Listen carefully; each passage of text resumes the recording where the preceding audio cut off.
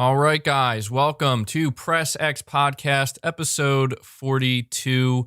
Welcome. Thank you guys so much for being here. I appreciate the support. Thank you for waiting patiently as well. I always like to give a little bit of time here to get everything prepped and let everybody kind of file in. So, already we have Sir Speaks a Lot, 2 weeks without a hint of MBG feat picks explained. There is no explanation, man. Last week I had to take the week off. I did put out a video actually to kind of make up for it. But for those of you who are here, welcome. Thank you. Make sure you hit that like button. It really helps the stream out more than you know. And before I get into the topics and dive into everything we're going to be getting into, I do want to give a special shout out. Well, first of all, a big thank you to all of my channel members. For anybody who is interested, you can become a channel member to help support me directly. It really actually does go a long way and helps me a ton. I did recently incorporate some new channel member tiers, and I already have some people who are part of that, so I want to give them their special exclusive shout out. And I want to start by shouting out Junior Jackson, Michael, Tam 1982, Brandon Chad Borez, Matt Wheatley, Alpha Acer, Brittany Goes Meow, Adrian Pollard, and Say and JT. Thank you guys so much for going above and beyond to help support me here directly. It really does mean a lot, and I just really appreciate it. So thank you guys so much. And all of my other members should be in the scroll here. Freeze Vamp, you're telling me that your name didn't show up. I don't know if that's true or not. I have really no way of knowing that for sure since I'm kind of doing this live, but I look it over every week. So if it's not there, I apologize, buddy. Same goes for anybody whose name may be missing. It shouldn't be. Sometimes I do have some issues with the editor when I'm doing this. I don't know why, but thank you guys so much. I really do appreciate all the support. Today we have some really good stuff to talk about. I'm genuinely excited to get into a lot of the topics we have today. Brett Williams, you're saying theory MBG has no feat, that's why no picks. Sure. I mean, hey, whatever you want to go with is what I will allow you guys to go with. So let me give you a quick rundown of some of the topics we're going to be discussing during this episode of the podcast, because I don't know. I mean, I can't guarantee that there's going to be any rants, but there usually is at least one or two throughout every episode of the podcast. We are talking about more comparisons that have been done between the PlayStation 5 and the Xbox Series X, and this time around, a comparison to PC, which reveals just how powerful, just how capable the PS5 really is. And this is obviously something I am going to continue to talk about. It's something we're going to continue to follow all throughout the generation. It's not because power matters all that much. I mean, the games matter more than anything, but we're already playing the games. We're enjoying the games. But still, this is the stuff that we are interested in. You know, anybody who follows this stuff and keeps your finger on the pulse, you know that these are the things that we have to kind of follow and keep track of. And as people say, you know, keep the same energy and all that good stuff. So we're talking about more game comparisons that were done, what's being said between these games, how apparently the PlayStation 5 is, you know, offering performance levels similar to an RTX 2080, even a 2080 Ti, or even like I don't think a 3080, but I'm not too into the whole graphics cards thing, but from what I've been able to gather, it seems that the PlayStation 5, for its price point, is really offering some insane value, some insane price to performance here. We have iSiler18. You're saying, very proud right now that The Last of Us 2 just blazed past Ghost of Tsushima in player votes recently. As Trump says, we will win. Yeah, man, I mean, you know, I haven't been following that too closely, and to be honest, it's because I mean, I'm going to be streaming the Game Awards, and we're actually going to be talking about, we're going to be talking a lot about the Game Awards, not so much about, like, who's actually going to win the awards, more so on the reveals and the announcements, because we're starting to hear some more rumors about some stuff that may be there, which is pretty exciting, but what's fascinating to me is that there are people who actually still believe in, no offense, but there are people, and I want you to know, I say this as somebody who's not a huge fan of The Last of Us 2. There are actually people who do believe that The Last of Us 2 isn't going to clean house. I've said it before and I'll say it again. If you're going into the Game Awards expecting any other game to walk away with Game of the Year or any other game to walk away with more awards, it's just not going to happen. It's going to be, it's going to be The Last of Us 2 that really kind of just takes home the gold, I guess you could say, if you want to look at it that way. So, it is what it is. I don't really care all that much, honestly. I think it's just really great that Sony has a huge presence at the Game Awards with The Last of Us 2, with Ghost of Tsushima, and I know that Final Fantasy VII Remake is just a, it's a timed exclusive, but still, it's still exclusive to PlayStation. So, yeah, but we're going to be talking about that. We are going to be talking about expectations. I did make a video this week, and I thought it was a pretty interesting opinion video. I know that not everybody, not everybody agrees with my opinions, obviously, but it was basically that both Sony and Microsoft had expectations that they had to meet with these new consoles, and one company, that being Sony, was actually able to meet, or in some cases even surpass, those expectations. Whereas you look at Microsoft, and I'm just going to be as brutally honest as I can, they absolutely failed in meeting any of the expectations that were set for them at the launch of their new console. And it's just crazy to me that there are still people making excuses at this point in time. So we're definitely going to be talking a lot about Xbox during this episode of the podcast. There are a lot of people who are like, dude, can you stop talking about Xbox? And it's like, no, if you don't want to hear me talk about Xbox, I'm going to talk about them. If you don't want to hear it, you should probably just not listen. I don't know what else to say. iSiler18, once again, you're saying, also, why the hell is Animal Crossing even on the damn list? I don't know, man. I haven't played Animal Crossing, so I cannot speak to it. I just know that the game sold incredibly well. But some other topics we're going to be diving into pretty deeply today. Sir Speaks a Lot, you're saying The Last of Us 2 is winning on name and accessibility bet. Well, I mean, look, we're not going to know. I don't think it matters. It's a conversation that, frankly, I'm just not going to have. I really don't care at this point because, again, The Last of Us 2 is going to win Game of the Year. The Last of Us 2 is going to win the most amount of awards. I have my opinion on the game. I've shared my opinion on the game. I've moved on since then. At this point, the only thing I really care about is hearing about the factions multiplayer when it comes to The Last of Us 2. I know we did hear that, Neil Druckmann did get promoted to co-president. Again, not surprising. It's what's kind of weird is I noticed that Sony doesn't normally, unless I'm missing something, do they normally announce things like that in a significant way? I mean, did Cory Barlog get a promotion and they announced it, or anybody else? I feel like that's not something they normally do. Sony's been doing some weird stuff recently. They just put out a trailer for The Last of Us Part 2 featuring Abby 6 months after launch, and I don't know why they did that. I mean, to me, I'm just getting a little bit okay, I'm ready to hear something new about The Last of Us. I'm ready to move on from the story because it's been 6 months. Where's that multiplayer? That's where I'm at right now. Phil, you're saying I just won IGN's VIP giveaway. Can you recommend new PS5 games which to choose? I definitely recommend Demon's Souls. It's brutal, but it's fun. I recommend Spider-Man Miles Morales, obviously. You definitely want to play Astro's Playroom when you get it. Sackboy's pretty fun. Haven't played Godfall yet. Don't know if I'm going to, but yeah. Thank you for that, by the way, and congratulations on winning that. The Wonderful Gaming Co., you're saying, love The Last of Us 2, but it shouldn't be Game of the Year. Had way more fun with Doom, Ghost of Tsushima, and Spider-Man Miles Morales. Also, replacement console got Coil Wine, so waiting on console 3. Man, I that sucks, man. I mean, we all have our opinions on who should win Game of the Year and whatnot, but when it comes to your console and having to get 3, that really sucks, dude.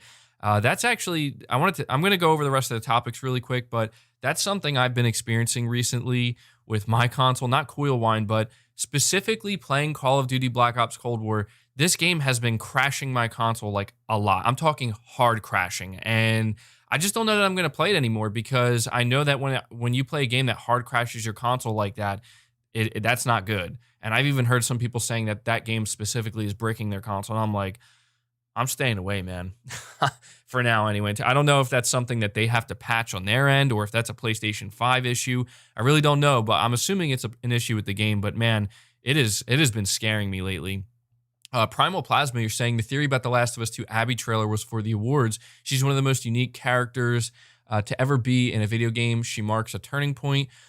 Yeah, I don't know. What's weird to me is Sony is like putting it out there as if we aren't all aware already. I mean, I guess maybe it's appropriate. I guess they found it appropriate because of the Game Awards, but I mean, it could also be because it is the big twist. Abby is the big twist in the game. And I guess they just assume that there are still some people who don't know about it. That's my guess anyway. I mean, yeah, I don't know. I mean, I'm not gonna lie. I do not agree with like you saying she's one of the most unique characters to ever be in a video game. Like, there's nothing really that unique about her.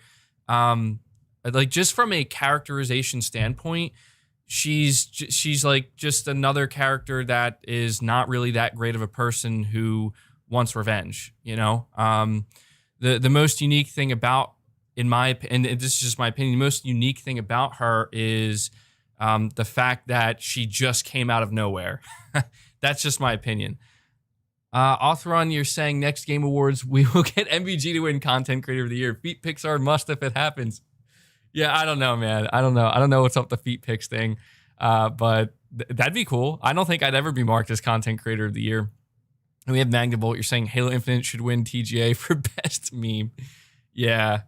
I don't know, man. I gotta admit, it's hard for me not to talk about The Last of Us 2 because, I mean, God, have you ever seen a game? I mean, we have seen games that create a lot of conversation, but let me, I'm almost 20 minutes in the podcast. I'm going to bring up the gameplay here real quick for you guys. But, you know, it's just a game that has created so much conversation, and the reason why I don't like to get too into it, it's hard because like I do have my opinions and I like to share my opinions, obviously, but you know, it's just such an extreme conversation that always happens when you talk about The Last of Us 2, and it really does come off to me as a game that you either love or you hate. You know, I put out a tweet earlier this week that it upset people, and all I said in the tweet was like, "Hey, Sony decided to release a new trailer for The Last of Us Part 2 6 months after launch featuring Abby. You know, let me know your thoughts about The Last of Us 2 in the comments. I'm going to go grab some popcorn." Like, I didn't even give my opinion, and there were people who were getting pissed off at me. And like, I get it. I get that it comes off as like I'm trying to, but to be honest, like I did that because I was genuinely curious to just see like what like if the conversation is still as toxic as it was, 6 months ago. And it is, you know, and it's just like, I just don't care to fixate on it that much. You know, there's people who believe inherently, or not inherently, but just wholeheartedly, I mean, that The Last of Us Part 2 should win Game of the Year. It deserves it. There's other people who are literally disgusted by the idea of a game like The Last of Us 2 winning Game of the Year. And I realized that, like, you know, I had my moment with the game. I had my problems with it. There were things I did like about it. There were things I couldn't stand about it. I played it. I'm over it.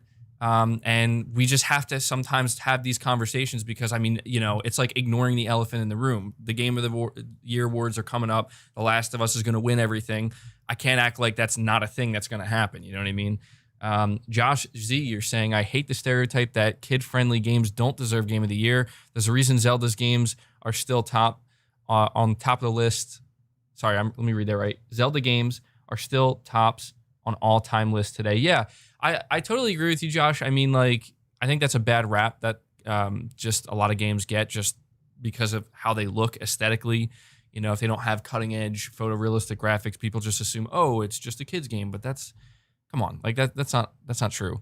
Thank you so much for that, by the way. iSiler18, you're saying it seems that game talked about this much must be good. Bad or average games like Fallout 76 and Godfall are quickly forgotten, in my opinion. Yeah, I mean, at the very least, you could definitely say from like they say like, all press is good press or whatever. You could easily argue that the conversation that The Last of Us 2 has sparked, just the amount of people talking about it, like good or bad, is good for the brand. It's good for Naughty Dog. It's good for Sony. It's good for PlayStation. So in that way, it is. So yeah, I don't know. Again, at this point, I'm just look. I don't know what Naughty Dog's plans are for the future of The Last of Us. I'm just being honest. The only thing at this point that I'm interested in the universe of The Last of Us is the multiplayer. Anything outside of that, I have literally zero interest in. I am also still interested, though, in what Naughty Dog does outside of the Last of Us universe. A lot of people were freaking out that Neil Druckmann got promoted to co-president. I'm not even going to bother giving my opinion on that because I don't really care. I mean, he wasn't going to go anywhere. I don't know why people had this feeling that, or had this assumption that, oh, Neil Druckmann's going to get fired. Like, no, he's not. Like, he, regardless of how much you love or hate this game, the game sold like crazy. It created more conversation than any other game. And in Sony's eyes, from a business perspective, that's probably good. So yeah, Neil Druckmann's not going anywhere. I'm going to be very interested to see where Naughty Dog goes after The Last of Us. If The Last of Us 3 is a thing, I can assure you I will not be playing it. But I am excited for the multiplayer. I want to see more of that. Chris B, you're saying, I'll be happy with The Last of Us 2 or Ghost of Tsushima winning. Wouldn't it be a kick in the nuts to Xbox if Miles DLC Morales wins? Yeah, right. Yeah, that's another thing, man. That's another thing. Anyway, I've been talking about The Last of Us too long. I apologize. It isn't even in the title for this podcast, but I'm just going to dive into the topics now. One of the things we are going to talk about, though, that I want you guys to stick around for, because this one's going to be a very interesting one, is that new studio that Microsoft has, the big quadruple A studio, the Initiative, where all of the big talent is going there from Naughty Dog, from Sony, from Santa Monica, from Rockstar Games, from all, they're all going to the Initiative. And this is supposed to be, the rumors were that the Initiative studio is a studio that Microsoft built from the ground up, and they're, headhunting talent in order to make games that are going to compete with the big behemoths, the big titans of the industry, like the God of Wars, the Last of Us, and the Ghost of Tsushimas, all these games that Sony's putting out, the Horizon Forbidden West, all that stuff. And we are hearing a rumor now from a pretty, I don't know if it's necessarily a credible source, but it's from an individual who hosts an Xbox podcast. I think it's called Xbox Error, and they seem to have some kind of inside track. And this individual was kind of, letting everybody know to temper your expectations, because you might be very surprised at what you end up seeing from the Initiative studio. Apparently, it's not going to be this big quadruple A game that we were told it's going to be. It's actually just going to be an episodic game. They likened it to the Black Mirror universe, how it's going to be like that. So we're going to get deeper into that in a little bit. Actually, I should just get into it now since we're already talking about it. And so, yeah, let me read a little bit of this to you, because I do find it interesting. The Game Awards are happening, obviously, in just a few days, and people are very excited because it seems likely there's going to be some big reveals at the Game Awards from both Sony and Microsoft, as well as other publishers. One of the games that people are really hoping show up is Elden Ring. I have to believe it's going to be there at this point. I am very excited to see Elden Ring. But it's clear that Sony's going to be there with something. We know that Tom Holland is going to be part of the Game Awards, so it seems very, very likely that we're going to see our first look at the Uncharted movie. And that's going to be very interesting because it's a really good place to show it. But man, I have a feeling that when we see the first trailer for the Uncharted movie, that's going to be very divisive. It's going to be something where it's like, wow, this actually looks really good and could be possibly the best gaming movie ever made. Or it's going to look absolutely terrible, and people are going to look at Mark Wahlberg as something and be like, oh my God, they actually did this. What is happening? So that we're going to get that, it seems, at the very least. But it seems very likely that because The Last of Us is going to have such a big presence at the Game Awards, I fully suspect we're going to hear, and I'm going to be real with you guys right now. I will be shocked if we do not hear anything about The Last of Us multiplayer factions mode at the Game Awards. Now, the question is it just going to be that? No, I think Sony may have more up their sleeve. I mean, I don't know how big of a presence that Sony wants to have at the Game Awards, but here's the important thing you have to understand. Microsoft proved last year that they are willing to have a massive presence at the Game Awards. I want you to think about this. Microsoft decided to actually reveal their next generation console alongside Hellblade 2 at the Game Awards. So you have to understand that Sony saw that and they took notes. They said, okay, note to self, Microsoft is willing to reveal some of their biggest, surprises or whatever at the Game Awards. And if you think about what Sony had at the Game Awards last year, they had Godfall. So the two just didn't really compete, right? Like, just being completely honest here. So going into the Game Awards this year, I think Sony kind of decided, like, look, we have to have something much bigger this time around because we have a good feeling that Microsoft is going to be showing up at the Game Awards in a big way. So I think we're going to get an Uncharted movie reveal. I think we're going to get something related to the Last of Us factions. And I think we're going to get one more thing, and that could either be Silent Hill, although at this point, I'm questioning whether Silent Hill is actually a real thing. We're going to talk about that later. Could be Metal Gear related. That is something that I want to see happen. I don't know how likely it is. It could be something related to God of War, but I think there's going to be something big there beyond just, The Last of Us or the Uncharted movie. But it might not. It might not. We do have to temper our expectations, but, I have something here. Cardinal Music, you're saying, if I get Ratchet and Returnal release dates, the Game Awards, then I'll be happy. Yeah, that's another thing, too. It might just be smaller stuff like that, but more of it. Like, we might see more of Returnal. We will probably get a release date for Ratchet and Clank. We just don't know how much of a presence Sony wants to have here. We don't know how much stuff they feel like they have to save.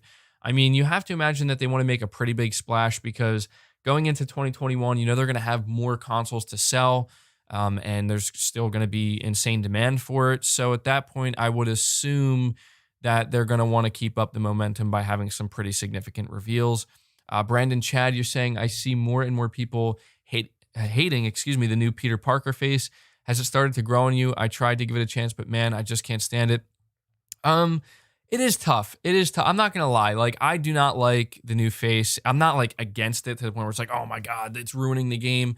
But I will admit, man, like all I feel like when I see that face, I just feel like, why did you guys try to make this Spider-Man look like Tom Holland?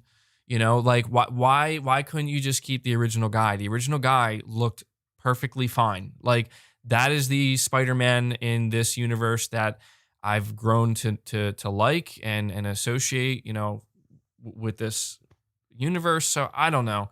It's not like a make or break thing. It's just, it is what it is, it's whatever. So, but continuing on, thank you guys for the super chats, by the way.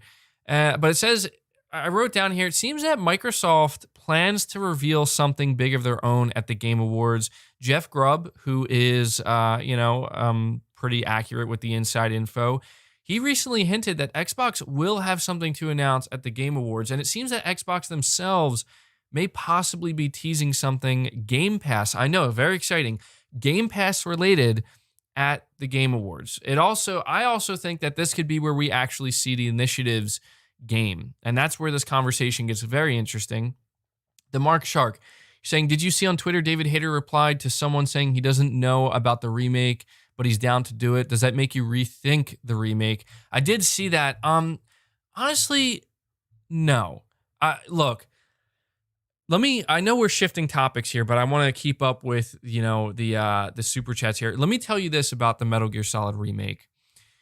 About 2 years ago, I think it was in 2018, there seemed to be some conversations happening on Twitter, literally out of nowhere, with David Hayter as well as Robert Downs, Atkin Downs, I think his name is. He was the guy who did Kaz's voice. But there was these voice actors from Metal Gear Solid kind of going back and forth with one another, and they were. It came off as like they were teasing something, but you didn't really know if they were teasing something or were they just kind of messing around. And one of the things that happened was, Paul Eiding, he's the guy who does Colonel Campbell's voiceover. He was saying that he needs to send Snake on a new mission. And David Hayter was kind of being like, I've received the message. I got this. Guys, I'm telling you, if you go back and look at that, and now you start to hear the rumors that apparently Metal Gear Solid Remake was something that was in the works for years, it actually lines up perfectly. Now, is David Hayter lying? I don't know. I mean, look, the truth is, guys, like, if this is real, it's a very well-guarded secret, or at least based off of what I heard, the Metal Gear Solid remake is something that Sony really didn't want to get out. So it could just be that he's trying to throw people off the trail, And what better way to do that than make it seem like, I haven't heard anything of it, I'm not part of it. But that's the thing, though. Like, if he could just say nothing, but I don't know. I think it's real. I think it's real, man. Now, you also have to take into consideration that if it is real, that doesn't necessarily mean that they had to re-record the voiceovers. They may have just decided to just keep the original because the original is fantastic, right? Like, but it really comes down to, whether or not you are a believer. And I am a believer. JMD749, you're saying with games running at 500p on the Series S already, I think it's going to hold back this gen of gaming. Yeah, dude, I'm sorry. The Series S is a joke. It is. Like, I just don't know who could look at the Series S console and be like, that's next gen. Like, no, it's not. I'm sorry. It's not next gen. I don't care. You could tell me, oh, it does ray tracing. Like, no, it's a Sony proved with the digital edition of the PS5 that the Series S simply shouldn't exist. Okay, I want you to really think about what I'm saying there. They proved that the Series S shouldn't exist because the PS5 digital edition at $400 literally chews up and spits out the Series S, okay, for breakfast. It's a joke. I don't know. I've seen these comparisons, and if you noticed, I haven't been talking about the Series S at all because every time I watch these Digital Foundry comparisons and I see what games are doing on the Series S, I literally just laugh and I think, who the hell would want this? I understand that it may be for kids, it's just an entry console, but I don't know, man. Like, maybe you would just be better off sticking with the Xbox One X, right? Or even the One S. I don't know, man. I don't know. That's just my opinion. I know it's a heavy-handed opinion, but for some people, maybe the Series S is appealing. But in general, if you're going to go with a next-gen console and you're looking to, get the best bang for your buck, do not, like, even if it's for a kid or whatever, do not buy the Series S. Buy the digital PS5. You're out of your damn mind if you buy the Series S. I'm sorry, you are. I did see that SNL sketch, by the way. That was really funny. That was crazy. Super trendy moneymaker. You're saying, I really want Naughty Dog to update The Last of Us 2 with 60 FPS with the multiplayer for PS5. Fingers crossed for an announcement at the Video Game Awards. Yeah, really quick. I don't even need to have topics today. You guys are just bringing really good stuff to the table here with your super chats. Does anybody find it kind of strange that Naughty Dog is pretty much like one of the only studios that didn't update The Last of Us Part 2 or their latest AAA game that clearly deserves an update for the PS5? I'm telling you right now, there is a reason for that. And I think we're going to learn about that reason soon. I don't know what exactly it is, but it is very, very suspicious that they are the only studio. I mean, even games like God of War, my theory is this. My theory is that Sony is going to announce Factions 2. It's going to be a standalone game, but they're going to have a special edition you can buy, just like Spider-Man Miles Morales, where if you buy the special edition, you get, wait for it, The Last of Us Part 2 Remastered. And I'm not saying it's good. I'm not saying it's bad. I'm not even here to give my opinion on it. I'm just saying, would not surprise me at all if that's what ends up happening. I think Naughty Dog made it crystal clear that whatever this multiplayer offering is, it's going to be a standalone game. They made that crystal clear. It's completely separate from The Last of Us Part 2. They also didn't do anything that, Naughty Dog did not update The Last of Us Part 2 to run at 60 FPS. And people are asking about Bloodborne as well. I see. Yeah, because these games, I'm telling you, they're getting remastered. And Sony is going to probably sell this factions mode. I don't want to call it a factions mode because it's going to be a full-blown multiplayer game in the Last of Us universe. That's what I expect. And they're going to sell you probably a special edition where you get The Last of Us Part 2 remastered. Now, I don't know if that's for sure what they're going to do because, to be completely honest, I think it's a very dumb move simply because a lot of people are going to be like, why can't you just give us a 60 FPS update? I don't know. that's just my, just kind of throwing it out there. I don't know what to expect, but I do think it's very suspicious that Naughty Dog has not, they have not updated this game, which is really strange to me. So anyway, guys, let me get back on topic here real quick. There's something I want to read to you. So if you do give me a super chat, it may take me a minute to get to it because I want to read this. I want to actually read the article. It's not long, but it's very interesting. So what is Microsoft's what is this word they're using? Ballyhooed? Who uses that word? Anyway, what is their new quadruple A studio, The Initiative, working on? It's a question Xbox fans have been asking themselves for years, and if the latest rumors end up being true, the answer may defy expectations. During the most recent episode of the Xbox Era podcast, the hosts discuss what they've heard about The Initiative, and according to them, their first big project is actually episodic. They specifically compare it to the Netflix series Black Mirror, in that there will likely be multiple standalone games/stores that will exist within a loosely connected universe. Here's what insider Nick Baker, aka Special Ed, had to say on the subject. All those episodes of Black Mirror are linked to each other. They take place within the same universe. When I talk about the Initiative's game, I'm not saying it's exactly like Black Mirror, but it has the Black Mirror-like aspect to it. It's just stuff we're hearing. I know the word episodic has been thrown around. Later in the conversation, the Xbox Era host played down expectations that the Initiative is working on a Sony-style blockbuster in the vein of God of War or The Last of Us, and expressed some worry about how fans will react to their project when it's revealed. I don't think the internet is going to react very well to it. This is going to be bad. A level of bad where people give up on Xbox game studios. Fanboys are going to get really upset and throw out their Xboxes and stuff.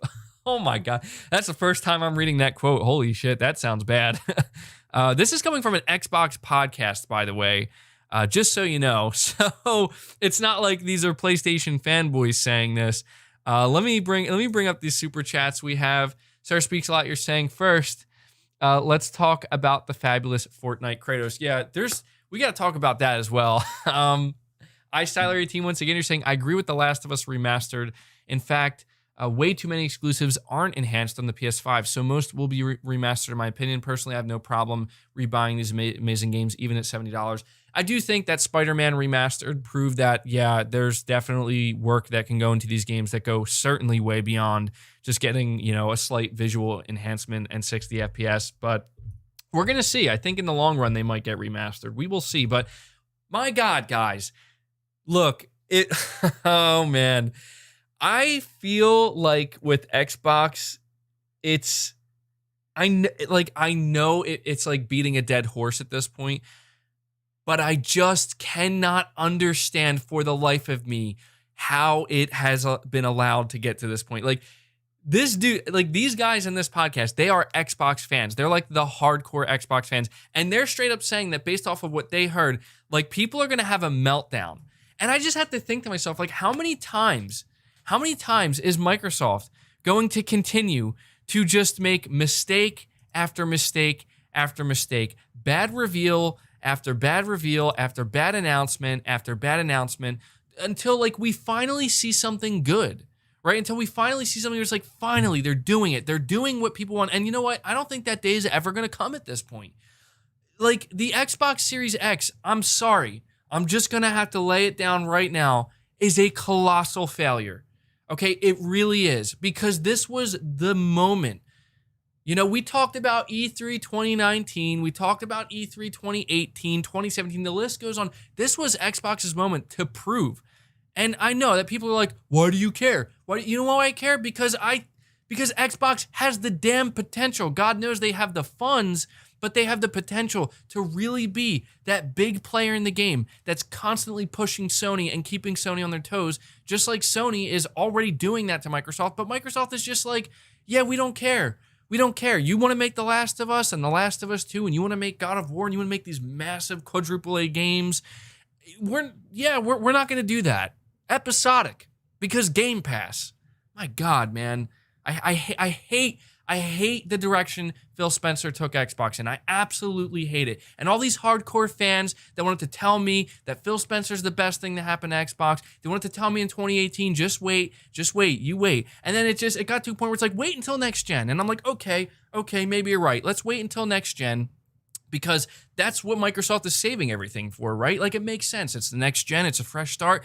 Boom, let's go. They're really going to bring it. And look at where we are, people. Look at where we are. We're in next gen, and Xbox is still disappointment after disappointment after disappointment. And now we're hearing that the initiative, this is one of the studios that I was holding out hope for. I was actually very excited.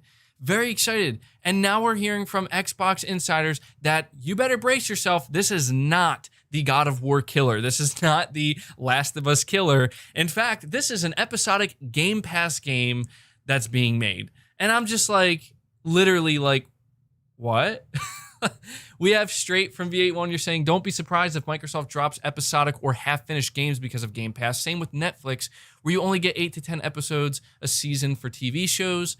We have Trey IM2 saying, bro, I really hope the MGS remaster is on the way. I love my PS5. Loud screaming. Yeah, dude, I love my PS5 too. I'm just concerned about games like Cold War hard crashing it. I don't know what's going on there. Saying, JT, you're saying, so, like, when can we get that magnificent face again? Actually, speaking of that, I will be streaming the Game Awards. My hope, I cannot make a promise because I have this set up in my basement and it really doesn't look very good in the background because it's just not very pleasant to look at. I'm going to try to get a backdrop of some sort.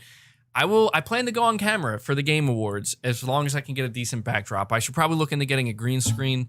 I don't know. I probably will be on camera, but guys, come on, man.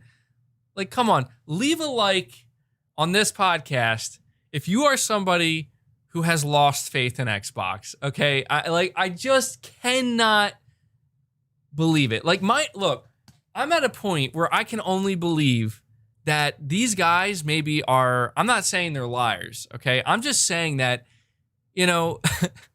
maybe there's a chance that they're just saying this to kind of throw people off and make people fearmonger. And if they are, it's working to then just maybe that's not at all what it's going to be. But it makes too much sense. I told you guys, I warned everybody who cares about the big AAA games, everybody who, used to like Xbox for the big games they make. I told you guys, Game Pass is the worst thing. They want to pull the wool over your eyes. It's a good deal. It's a good deal. It's a great deal. It's a great deal. I get it. It's a great value. It's a great deal. You know what? What about the damn quality? Can we have a conversation about the quality? What about just, you actually making big AAA games again? How about that? All of these things, they don't matter anymore to Xbox.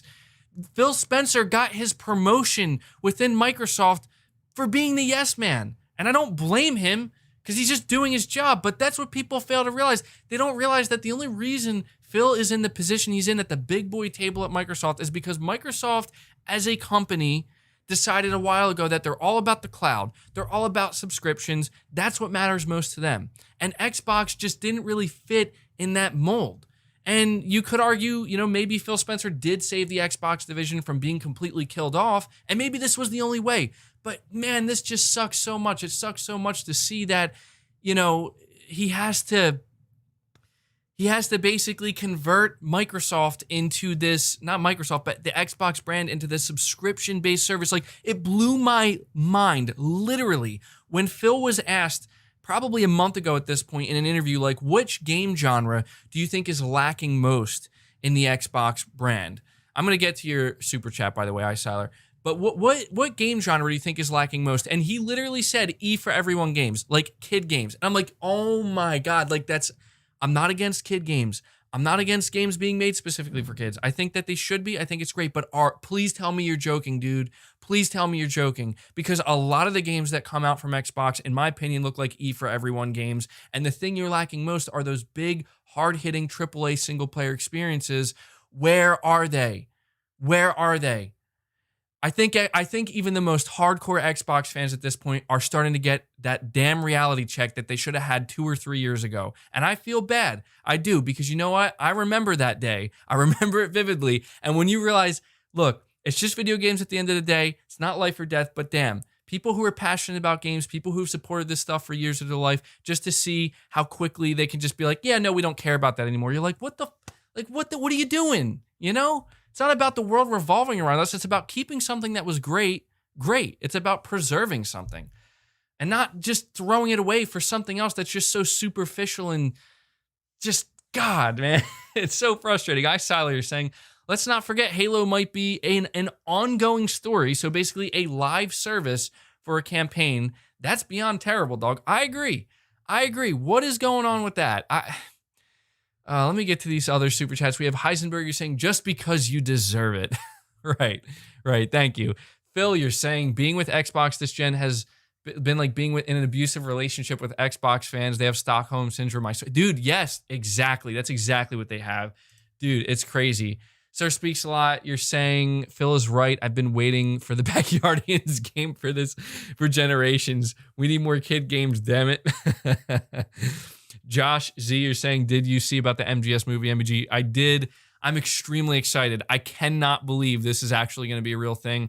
Oscar Isaac is Snake. I think he looks the part. The question is, can he play the part? I know he's a good actor, but I mean, Snake just has these certain nuances to his character that, you know, he's such a beloved character. He's really got to nail it. I think the voice is the biggest concern.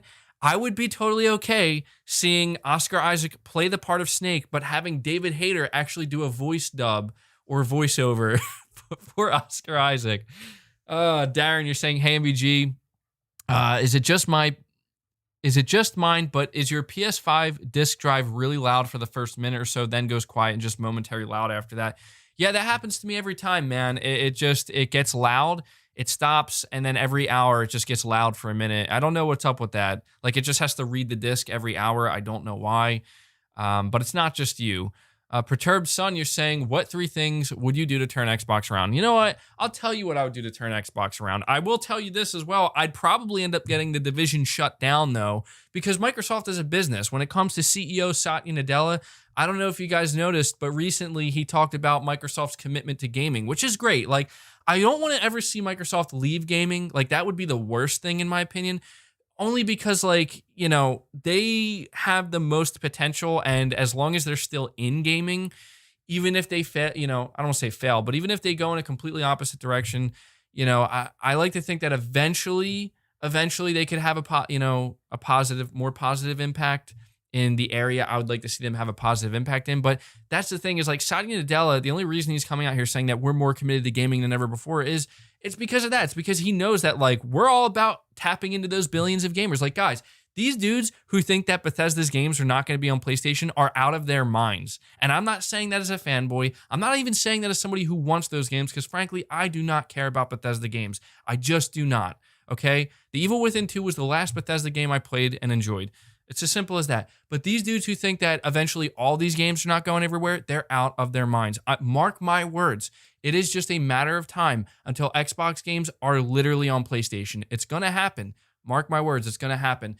All you got to do is listen to what Satya Nadella, the CEO of Microsoft, has to say. Listen to what the CFO of Microsoft has to say. Listen to even what Phil Spencer has to say. It all comes down to the same thing. They want their games everywhere. They do not care about the console. They do not care about exclusives. Exclusives are non-existent to them because they do not care about selling console hardware. Okay, the only thing they care about is still offering that console hardware so that the people who care about it don't implode and just, you know, have a complete mental breakdown. You know, it is what it is. God, I'm going a mile a minute here. Primal Plasma, you're saying the only episodic game that works is Fortnite. Epic works very hard to get it right. Microsoft foolishly assumes that they can replicate that. Well, you know, I've seen some people say, like, dude, you're being too hard about this whole episodic, you know, quadruple A game, because look at Final Fantasy VII Remake. Okay, here's the thing. I don't think it's going to be like that. Okay, Final Fantasy VII Remake, the reason why that has to be done in multiple parts now is because it blew up so big that they realized we're not going to be able to fit this in one game. Like, it's just not going to happen. And if we do, it's not going to be coming out for another year or two. If they can do it in that style, I will be impressed. I'll be like, okay, this could work. But come on, like, I highly doubt they're doing it that way. They're doing it episodically for one very simple reason.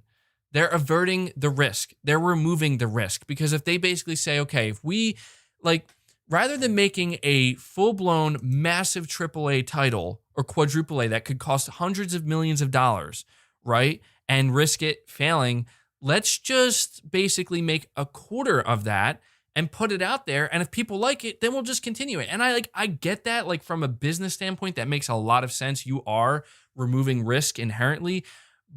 But I don't know, man. From a gamer's perspective, that sounds extremely unexciting to me. That sounds extremely disappointing. What that sounds like to me is that eventually you're going to see games where you're going to get part one of a game. Like, imagine you get Final Fantasy VII Remake Part 1, and instead something similar to that, but it comes from Microsoft, and you play it and you love it, but then they're like, yeah, it didn't perform to our expectations, so we just canceled it. You're not going to get a part 2. I'm telling you, that's Microsoft's future right there. They're basically taking the Netflix TV seasonal approach where they're going to greenlight stuff, they're going to let it be made, they're going to shove it out there, and they're just going to care about the number. Like, they're just going to look at the numbers. They're not going to care about anything other than that. And if the numbers aren't there, and to be fair, that's the way it always kind of is with AAA games. Like, so you could maybe, okay, here's a good example. Take the Order 1886 and Wendigo, you're saying, here, get yourself a month of Game Pass. Dude, I appreciate the super chat. Cannot promise you that's going to Game Pass, though. We also have, let me see here, True Witty, you're saying, sadly, Xbox biggest fans deserve if they champion a bad idea.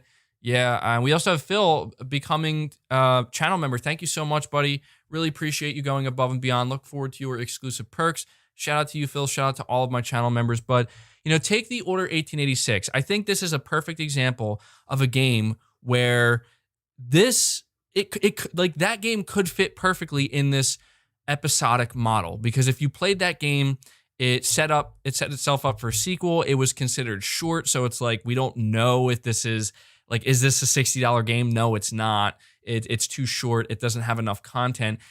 That's a game that, frankly, would have worked perfectly in a Game Pass-like model episodically. And so I do think that there is a chance that what Microsoft is doing could work.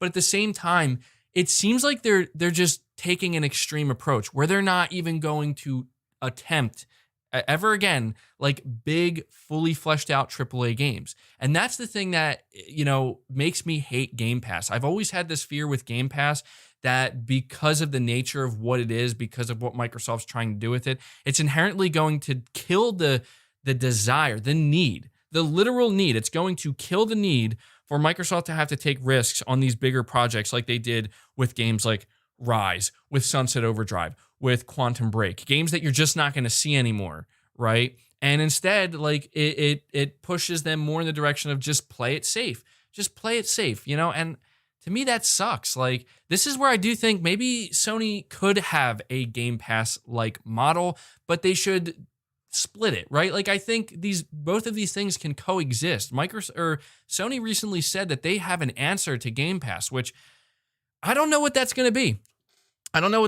But let me tell you this. Exactly. Game Pass, Game Pass equals the race to the bottom.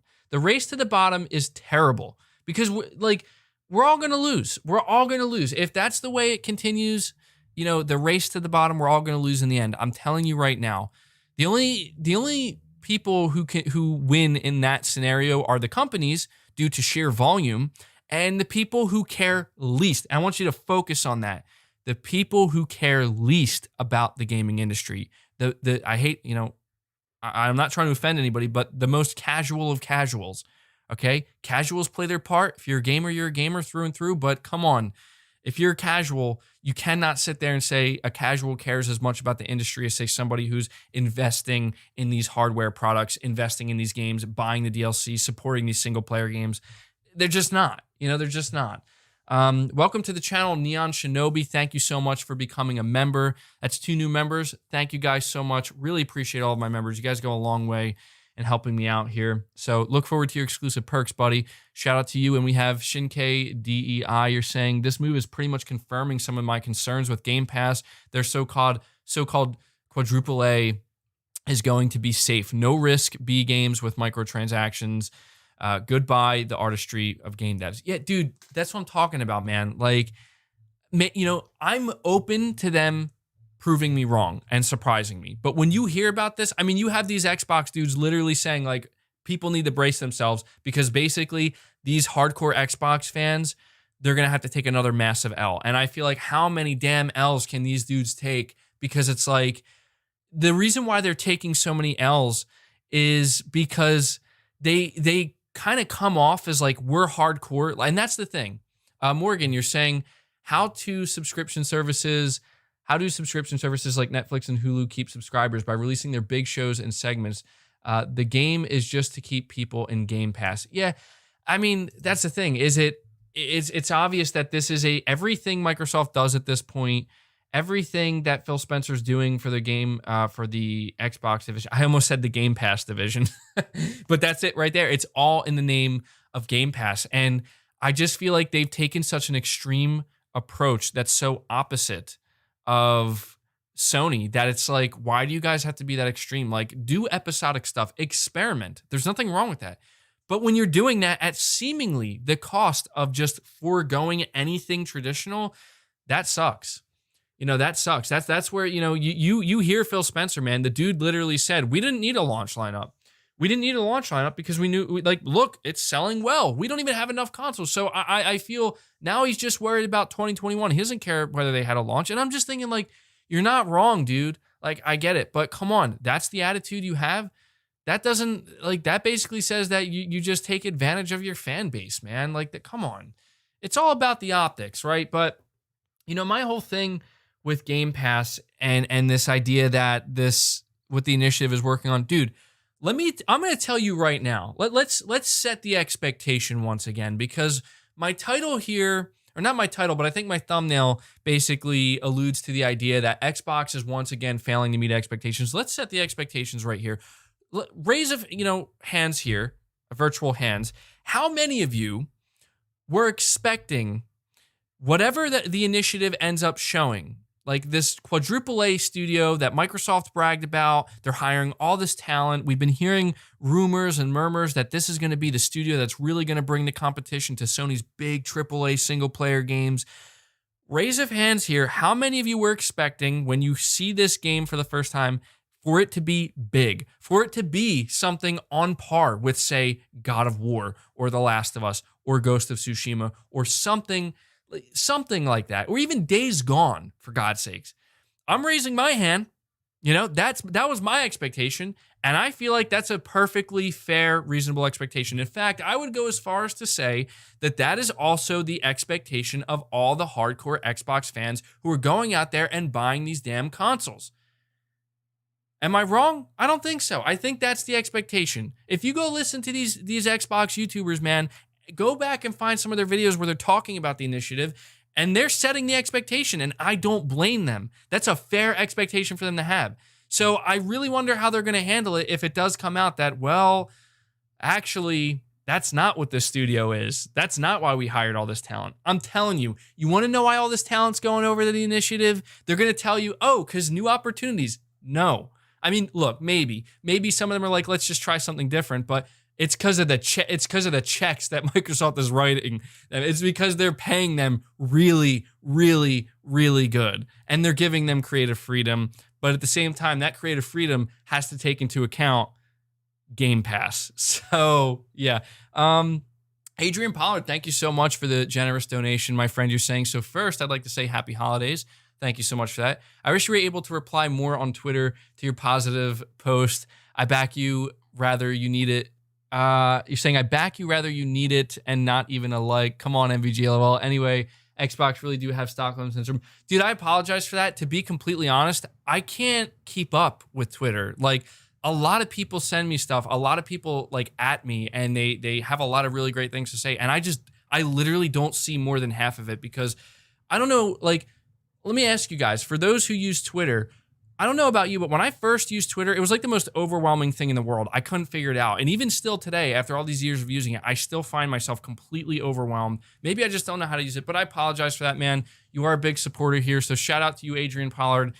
Here's a virtual like. I can't go on Twitter and do it right now, but I do appreciate the support, man. I really do. I see you. I see you, man. Don't worry. If I don't see you on Twitter, I certainly see you on my YouTube channel. And I'm just going to be honest, that's more important to me than Twitter. Much more important. So thank you, man.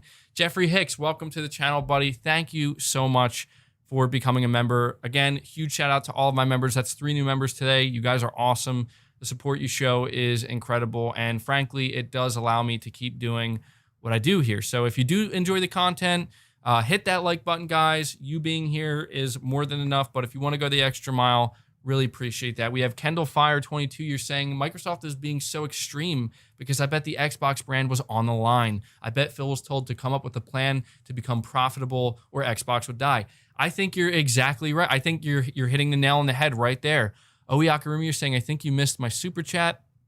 Let me go check. I may have. Let me see. I don't know. Did I miss your super chat? Okay, you're saying, come on, bro. I have lost faith in them. They were done in 2013. All right. I apologize for missing your super chat. Again, that's the problem with these. I don't know why YouTube does this, but anything below a $5 super chat, it doesn't show up at the top. Like, it doesn't show up at the top bar, and it's very easy for me to miss. So I do apologize. We also have Brandon. You're saying, I think the only game that I feel could have been on par with any PlayStation exclusive was Scalebound. But of course, as with everything, Phil ruined that too. Yeah, dude, look, I think what Kendall Fire said is 100% true, where we heard reports that apparently the Xbox brand was literally on the chopping block back in like 2016, where they cut funding and they were considering getting rid of it. And Phil basically, had to come up with something. And this is why I feel like I cannot blame Phil directly, because he's doing his job. Like, if his job was to save the Xbox brand, and it was desperate times call for desperate measures, I get it. But my God, like, it's just crazy to me that, like, I don't know, man, maybe Xbox would have been better off being sold off to another company or spun off. I mean, to be honest, I don't think Xbox could sustain itself if it was spun off by itself. But I don't know, man. Like, I just don't like the precedent that this is setting up. I'm not saying that no games Xbox releases are going to be good. Because look, I heard apparently Forza Horizon 5, for some reason, which is strange to me, I think this comes from Jeff Grubb, by the way, as well. Apparently Forza Horizon 5 is ready to release in 2021 as a cross-gen game, to whereas Forza Motorsport 8, I think that's what it is. The reason why that's going to come later is because they're like completely redoing the engine and overhauling it to make it just exclusive to next gen and whatnot. And that's exciting to me. Like, I love Forza Horizon, and the idea that I would be able to play that game, assuming it's the same quality as Forza Horizon 4, in Game Pass, is amazing. But at the same time, like, the problem here is, like, it's another Forza. Like, Game Pass or not, I know what to expect. And I know that you guys already set up the expectation for quality for the Forza Horizon games years ago by selling them at $60. So you're not going to, I mean, you could reduce the quality, and there's a chance, but that's great. And I'm excited for Hellblade, but I'm excited for other things. I think, like, I want to see Fable, but I just don't have much faith, man. And, I'm very happy with the PlayStation 5. I'm extremely happy with the games I'm playing on the PS5. I just think to myself, it's just such a shame to see such a powerhouse like Microsoft, financially speaking, being able to just buy Bethesda. And it's like, yeah, you're creating this new studio, but like, make your God of War killer. Make your Last of Us killer. Like, do it. You have the money. You're buying the talent. You have more than enough money. Make it happen. You got the talent. You got the funds. I feel like Microsoft keeps screwing themselves because they're dumping money into 343. Apparently, Halo Infinite is the most expensive game ever made. Chris B, you're saying Xbox division bought by Sega. Oh, God. Yeah, I don't know. Maybe that would be better. But, dude, like, they dumped so much money into Halo Infinite. Apparently, it's the most expensive game ever made. Think about that. Apparently, it's like over $500 million budget, $500 million. And look at what they get in return. So when you see that type of stuff happen, I don't blame Microsoft for being scared to take risks, but you're taking risk in the wrong areas. The risk shouldn't be, should we put this amount of money into Halo? No, you shouldn't. You shouldn't. It's time to put that amount of money into something new. That's what you do. Not in a studio like 343, not into a brand that is Halo. Halo is critical to Xbox, shouldn't go anywhere, but Halo doesn't need that. Halo doesn't need the $500 million budget, okay? Halo just needs to go back to its roots, and it needs to get the fundamentals right again. That's what it needs to do, and that doesn't require a $500 million budget. What they need to do is take that $500 million, put that into the initiative, tell them, we want you, like, give them creative freedom, but basically say, we want you to just go all in, man. Like, we'll hire the talent, take as long as you need, spend as much money as you need, but make the best damn game ever made. Okay, just do it. I know it's not that simple, but you know what? Something tells me that when you look at Sony, that's kind of what they do. You know, like Sony delays their games. Sony does give their teams maybe, more time than most other publishers ever would. And they even give them more money. And they're taking a risk. Look at what they did with Ghost of Tsushima. Okay, that's the point. We can all agree Ghost of Tsushima is not the greatest video game ever made in history. Okay? It's just not. It's hard. I don't know what that game even is. It has its flaws. But what Sony did was they said, you know what, Sucker Punch, take the time you need. And they took their time. Here's the money. We know you're talented. We spent years cultivating that talent. Deliver something great. And look at what they did with Ghost of Tsushima. It's clear that Ghost of Tsushima shocked Sony. Like, they knew it was going to be a success, but they didn't expect it to be that much of a success. Why can't Microsoft do that? That's the question that needs to be answered. It has not been answered for years now. And that's the problem that Phil, I think, really needs to solve. And frankly, that's a problem that money alone will not solve. That's a problem that, sure, maybe you have a better chance solving that problem by buying Bethesda and just basically muscling your way through. But even then, look at how far Bethesda has fallen in recent years. I don't know if that's gonna solve the problem. But maybe, just maybe, it's not about solving that problem anymore, because to them it isn't a problem. The only problem they have is, why don't we need more subscribers? How do we get more subscribers? What's the best way to do that? The question is not about how do we make great games. I'm sorry, it's just not. It's just not. Neon Shinobi, you're saying even Bloodborne is much better than everything that Xbox has put out. Yeah, that's the thing, dude, is like, I'm not even sitting, I could sit here and I could be like, Xbox fans taking the L's. Look at the Xbox Series X underperforming. The PS5 is stomping it. Like, I could be doing that, and I have made videos pointing that out, but I've tried to be reasonable. I've tried to be fair. I'm not trying to, turn it into some kind of toxic conversation. In fact, everything I'm saying is if you think about it, I'm on the Xbox side. Like, I am. Like, I want their console to be better than it is. I expected it to be better than it is. I wanted there to be a strong launch lineup. I would love to have an Xbox Series X sitting next to my PS5 right now, and I would love that every time I walk into my living room and I'm about to go play something, I have to actually decide, what do I want to play? Do I want to play on the Xbox and play some of those great launch exclusives or launch lineup games that they have, or do I want to play on the PS5? But that's not there. That's not there because Phil Spencer told me it doesn't matter. Our console's going to sell anyway. We'll think about that next year. We'll worry about that next year. Meanwhile, Sony's over here. They have more games than they know what to do with. And I'm like, what the hell? Like, what's the excuse, Microsoft? There is no excuse. They just can't. They can't compete. They just can't compete. And it's because they don't want to compete. It's because it doesn't line up with Microsoft's agenda, which is subscriptions.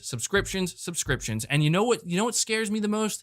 The day Sony does fail, Terrence, you're saying PlayStation fans, what's the difference between Horizon and Motorsport? I guess you're asking about, but with Forza Horizon's more casual. It's more arcade-like, it's more open world. Motorsport's more traditional, like kind of just on tracks and more simulating. Simulating, is that a word? But anyway, that's the thing here, guys. That's the thing. See, this is why I got to take a week off of the podcast sometimes, because I got to recharge the batteries and come back with even more energy.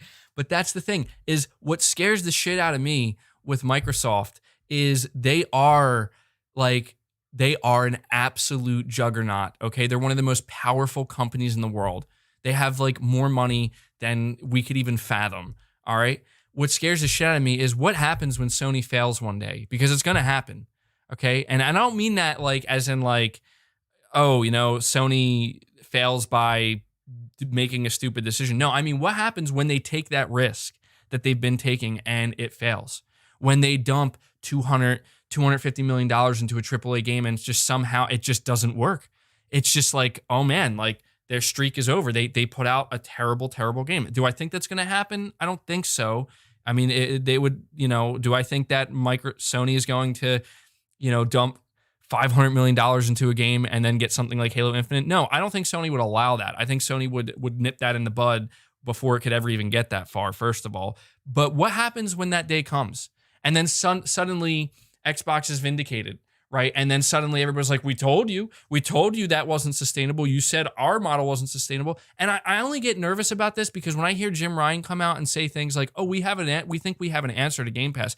I really hope, dude, and I'm going to give you the benefit of the doubt, unless he's just literally a two-faced liar, like blatantly. I'm going to give him the benefit of the doubt and assume that your answer to Game Pass isn't literally copying Game Pass. I sure as shit hope it isn't, because I'm telling you, man, we saw Sony. Sony is susceptible. Sony was scared about Google Stadia. They were scared of Google, man. And I'm so glad to see Google fail. That's why I wanted Google to fail. People thought, oh, you're just a hater. No, I'm not. I want to see Google Stadia fail because the fact that Sony's scared of them means that if it succeeds, Sony's right up in line. Sony's in line next, and then the same goes for Microsoft. If Microsoft's Game Pass model succeeds and these episodic quadruple A games succeed, but they're actually ass secretly, like they're just not good games, or they're just microtransaction multiplayer heavy games that just, there's just no substance really there, which I hope that's not the case. What happens when they succeed and Sony's model fails, That's what scares me, man. That's what scares me. You're saying, Oyakarumi, you're saying Xbox reminds me of Rocky 3, where Xbox equals Apollo, Sony equals the Russian guy, and Nintendo is Rocky. Yeah, I mean, that's an interesting way to look at it, man. There's a lot of analogies we could use here, but I don't know, man. Like, that's the thing, is Microsoft has the power. They have the power, like, not in their console, obviously, as we've seen. I'm talking about, like, in the industry. They have the power to shift the entire landscape, just like Google does. Like, that's the thing, is Google also has that power, which is why Sony was fearful. But that's what makes this industry special, in my opinion. This is, you want to know where the passion comes from? The passion comes from individuals like us, people who know what gaming is all about truly. And it is about those special experiences. It is about those stories that are told, experiencing them on your own, getting immersed in those worlds on your own, but also those experiences playing with friends. Everything's welcome, but there's just something on a deeper level that goes beyond that surface level with gaming that I think we all kind of acknowledge and we all feel. And that's what everything I advocate for, is the preservation of that. I don't care what anybody else thinks. They could think I'm some kind of loser, some kind of basement dweller who doesn't live in real life. I don't give a shit what anybody thinks. I love video games. They are special to me. They've been a part of my life since since I could, even think for myself, right? Like, they're special and they deserve to be preserved. Also, I don't know if you guys are having, I don't know how the stream looks on your end. It looks like it's lagging on my end, so let me know. Kendall Fire 22, you're saying we'll never see narrative-focused games from Microsoft anymore. They want service games instead of story-based games that can be experienced and finished. Yeah, and that's what's sad, man. That's what's sad. I don't want to see that. I'm experiencing some bad lag. Bad lag. Hold on, guys. I don't know. We're just going to have to power through it. I don't know if you can hear me. We're just going to have to power through it. I'm thinking it might have to buffer. Sorry, guys. Let me, I need to get rid of these. My bandwidth is being eaten up by something. Hold on. Every time, man. Every time. Let me see if I can sort this out. Hopefully it fixes itself. Let me know how it is now. Let me know if it's still laggy. I mean, is the audio okay, though? As long as my voice is okay, then just let it lag a little bit. I just want to make sure the audio doesn't cut out. The video should sort itself out. I don't know. Believe it or not, I am streaming on a wireless connection. I need to try to get an Ethernet cable run this way, but surprising. I think this stream has held up surprisingly well considering it's a wireless connection. All right, you guys are saying it's good now. Yeah, it might happen sometimes. I just get these drops with the Wi-Fi signal. So yeah, I think when I stream the Game Awards, I'm definitely gonna have to get a wired connection. But I didn't mean to go on and on and on about this one topic. And I know that some people are like, damn, dude, it seems like you talk about Xbox more than PlayStation. But the reason being is because it's hard not to, simply because I feel like Xbox is the one that's always, like almost always screwing up, and I get, I know that there are some people who are just like,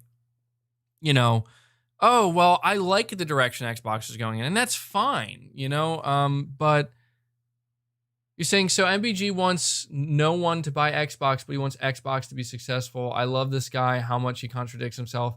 This is why I watch this. Dude, I didn't tell anybody to not buy an Xbox Series X. I'm not against the idea of anybody buying an Xbox console. In fact, if more people bought Xbox consoles, that would be a green light for Sony, or a good sign, or not Sony, a good sign for Microsoft, because it would show that the demand is there. I'm glad to see the demand is there. The problem is, I don't think Microsoft cares. Like, Microsoft does not care whether they sell 1 million Xbox consoles or 250,000.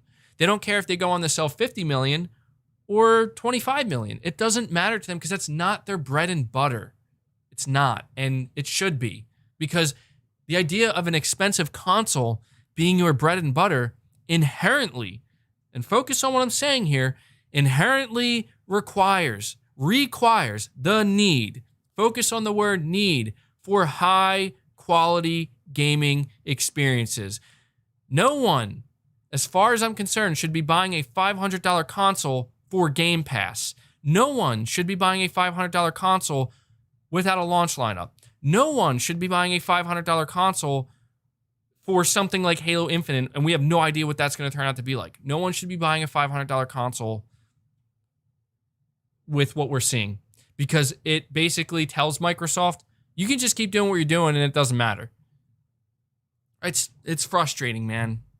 I don't know. It's tough because I want to see the console, space thrive even more. And I know that people not buying Xboxes goes against that, but I can't blame people for not buying Xboxes when Microsoft is making it really damn hard for people to buy an Xbox. So you know what? Buy a PS5. In fact, I want to see the PS5 hit that. I want to see the PS5 beat the PS2. That's what I want to see. The day that happens, so you know what? I don't even give a shit about Microsoft at that point. I don't give a shit about Xbox. They can do whatever they want, because you know what? If Sony breaks their own damn record, I'm telling you, that's what we want to see. You want to know why we care about sales? This is why. We want to see Sony push the console. They want to push the console so they can push the need for these big game experiences. I'm telling you, the better Sony does, the better it's going to be for the people that care about this stuff. I'm telling you. Sir Speaks a Lot, you're saying, I feel like people forget you were in a hardcore Xbox. They do forget that. You're saying it's impossible to beat the PS2. It's not impossible, dude. It's not impossible. It comes down to what happens when the PlayStation 5 peaks.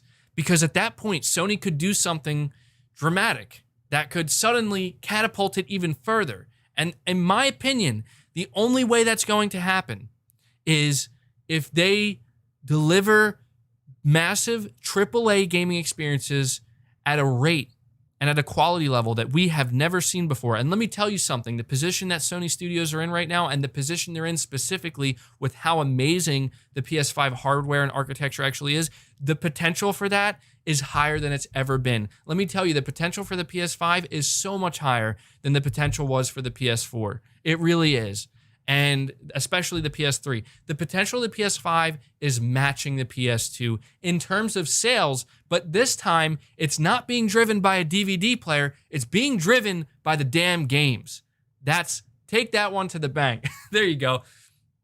It's not being driven by a DVD player this time. It's not being driven by anything other than what it should be driven by. That is the damn games. This is why I want Sony to keep their games exclusive, because the longer they keep their games exclusive, the bigger they make these games, the more impressive these games are, the more it's going to push the PlayStation 5 console. The more PlayStation 5 consoles that are sold, the higher that sales number climbs, the more Sony's going to look at this and realize there's a pattern here. There's a pattern. We make these high quality AAA experiences. We keep them exclusive to our console. It sells a ton of these consoles, and because people are spending $500 on these consoles, they're invested in these consoles. They're buying all the games. They're buying all the DLC. They're supporting these games. They're spending more time playing single player than multiplayer. They're buying PlayStation Plus.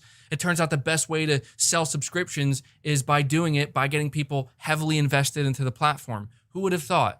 Who would have thought? So Sony is not doing a race to the damn bottom, and I'm glad they aren't, and that's the last thing I want to see. So when the PS5 dominates this generation, you're damn right I'm going to celebrate it, because what I'm celebrating is the opposite of the race to the bottom. I'm celebrating quality. I'm celebrating the fact that there are still people who care about quality.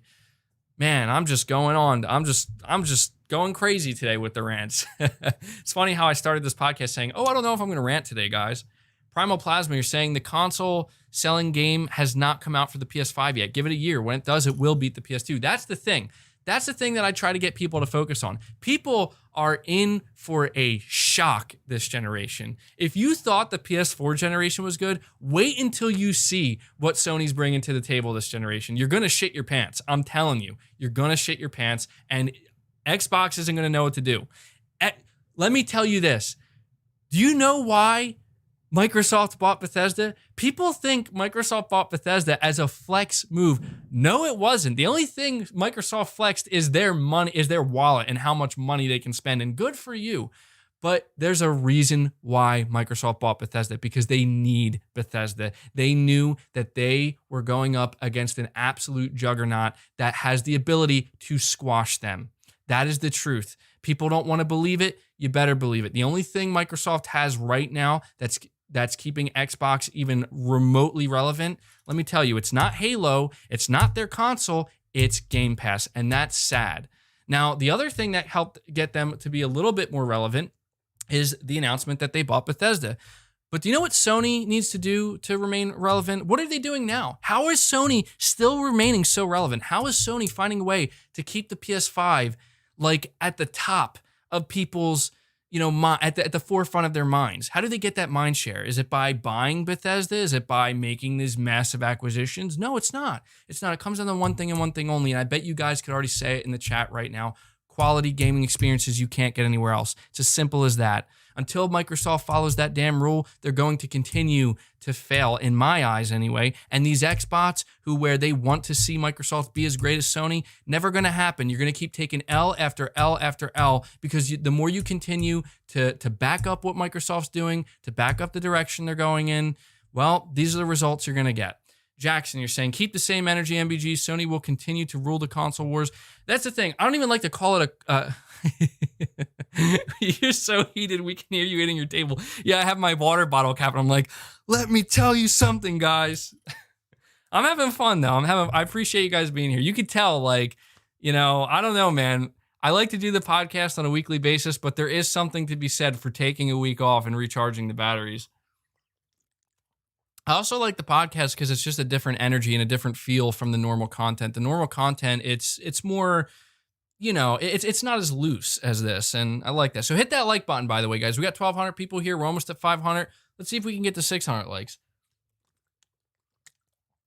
But that's the thing, man. That's the thing. I want to kind of end this whole conversation about Microsoft and their quadruple A game. Microsoft has the potential. The truth is, the Xbox brand going into this generation has the most amount of potential that it's ever had. And that's just the hard truth. And that's a good thing. The problem lies in the fact that the chances of the majority of that potential being wasted and, just not realized, it's a damn shame. Bethesda, I don't know, man. To be honest, I don't know what to expect with Bethesda. I'll tell you right now, if Bethesda's games release on PlayStation, then that Bethesda acquisition was essentially useless in the vein of, this is going to help the Xbox brand. I mean, it's going to help it, but in what way? if let me put it to you this way: when Steve Ballmer? Was he the old? I know that was it Steve Ballmer. He was the old head of Microsoft back during like the 360 days. Let me tell you, if back then Microsoft decided to buy Bethesda, let me tell you, their goal would have been to buy Bethesda to then make all of their Bethesda games exclusive to the Xbox console to sell Xbox consoles. Because at that time, their goal was, let's sell 200 million units. Let's see if we can go beyond 200 million units. That used to be their goal. And probably if they bought Bethesda, they probably could have had a chance of doing that. But that's just not what Microsoft is anymore. So, I don't know what's going to go on with Bethesda. I don't know what the quality of Microsoft's games are going to look like. What I know is what I've seen so far gives me literally negative hope. Not zero hope, negative hope. I'm like negative 10 points below the hope scale when it comes to, is Xbox actually going to deliver this generation? Because they had, like I said in my video, they had two expectations. Deliver Halo Infinite at the launch of your console. Make sure it's good. Make sure it's a solid Halo game. That's all you got to do. It's not that hard. Just go back to the basics. Go back to what the fans loved about the game. Go back to Master Chief. Let's do it. They didn't do that. They showed us that they don't have the competence to do that, which is crazy to me. It just goes to show money doesn't solve all problems. So the other expectation is, okay, you make the world's most powerful console. I'll get to your super chat, by the way, D-Dog. But you make the world's most powerful console. That's great. That's fantastic. I'm super happy for you. So at the very least, guess what, Xbox fans? You can get the best multi-platform. You can't even deliver on that. What the hell's going on? What can Microsoft deliver on? The only thing I've seen Xbox deliver last generation or at the end of last generation and honestly going into this generation so far is mediocre, the overwhelming majority of their games being mediocre, seemingly Game Pass filler. Who's talking about Battletoads? Who's talking about Grounded? Okay, no one, because who cares about those games? They have their place in any gaming ecosystem. Don't get me wrong. I'm not saying a game like Battletoads shouldn't be made or a game like Grounded shouldn't be made. They have their place. What I'm saying is, where are the other bigger games that we should be talking about right now? These games should be secondary. These should not be the games that come to the forefront of my mind when it comes to Xbox.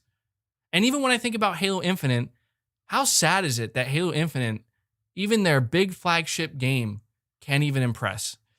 It's pathetic. I'm sorry. It's D-Dog, you're saying, I wonder if Phil Spencer listens to these podcasts or any of my videos. My God, that guy must hate me. Could you imagine? Or anybody who's like really, big team Xbox and who actually works there. I really wonder what they would think of what I have to say. You also forgot to finish. I don't even want to call it a war statement.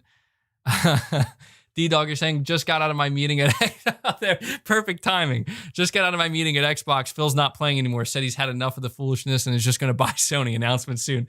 Dude, that's the thing. Microsoft couldn't even buy Sony if they wanted to. I'm pretty sure because they're a Japanese company, there's like rules against that.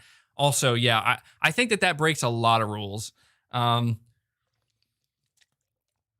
So, look, it's nothing personal against Phil Spencer. It's nothing personal against any individual at Xbox. It's just like, I just think that their shift in the gaming landscape, like the question is, can Microsoft do what they want to do and find success, and can Sony do what they want to do and find success? I think they can. But it's just such a difficult pill to swallow. D-Dog, you're saying, just got off the phone with Phil, confirms he does hate you. Yeah, I don't know, man. I mean, that's the thing, man. I'm not trying to, I just have a different viewpoint. It's such a difficult pill to swallow to know that one of the biggest companies in the entire world is so heavily involved in gaming, and what they could achieve if they just shifted their outlook and their aspirations, and that's where it's tough, because the aspirations and the goals of all of these companies, of all of the, it's for the stockholders, man. It's for the shareholders. I mean, it's for the bottom line. And I get that. Like, I'm not ignorant to that. I think we all know that, but I just think that what I've always loved this about Sony. I kind of got away from it during the PlayStation 3 era, but what I appreciate most about Sony is that I know that there's a lot of people like they don't like Jim Ryan and they don't think he's a good spokesperson, and some people do feel like that Sony's gotten away from this, but I don't know, man. Like when I look at Sony, and this is the important part. When I look at the results, when I look at the bottom line of what Sony's delivering to me as a video game fan, as a video game player, as somebody who likes video games, who cares about video games, when I look at the bottom line, because you want to talk about bottom lines, it seems to me that at least some individuals, maybe not all of them, but a lot of individuals at Sony seem to understand that this is an art form. This is something that it's not just about the numbers all the time. I mean, the numbers matter. Without the numbers, Sony wouldn't exist as a company. PlayStation as a brand wouldn't succeed. The numbers matter. You need players. You need the numbers. You need the volume.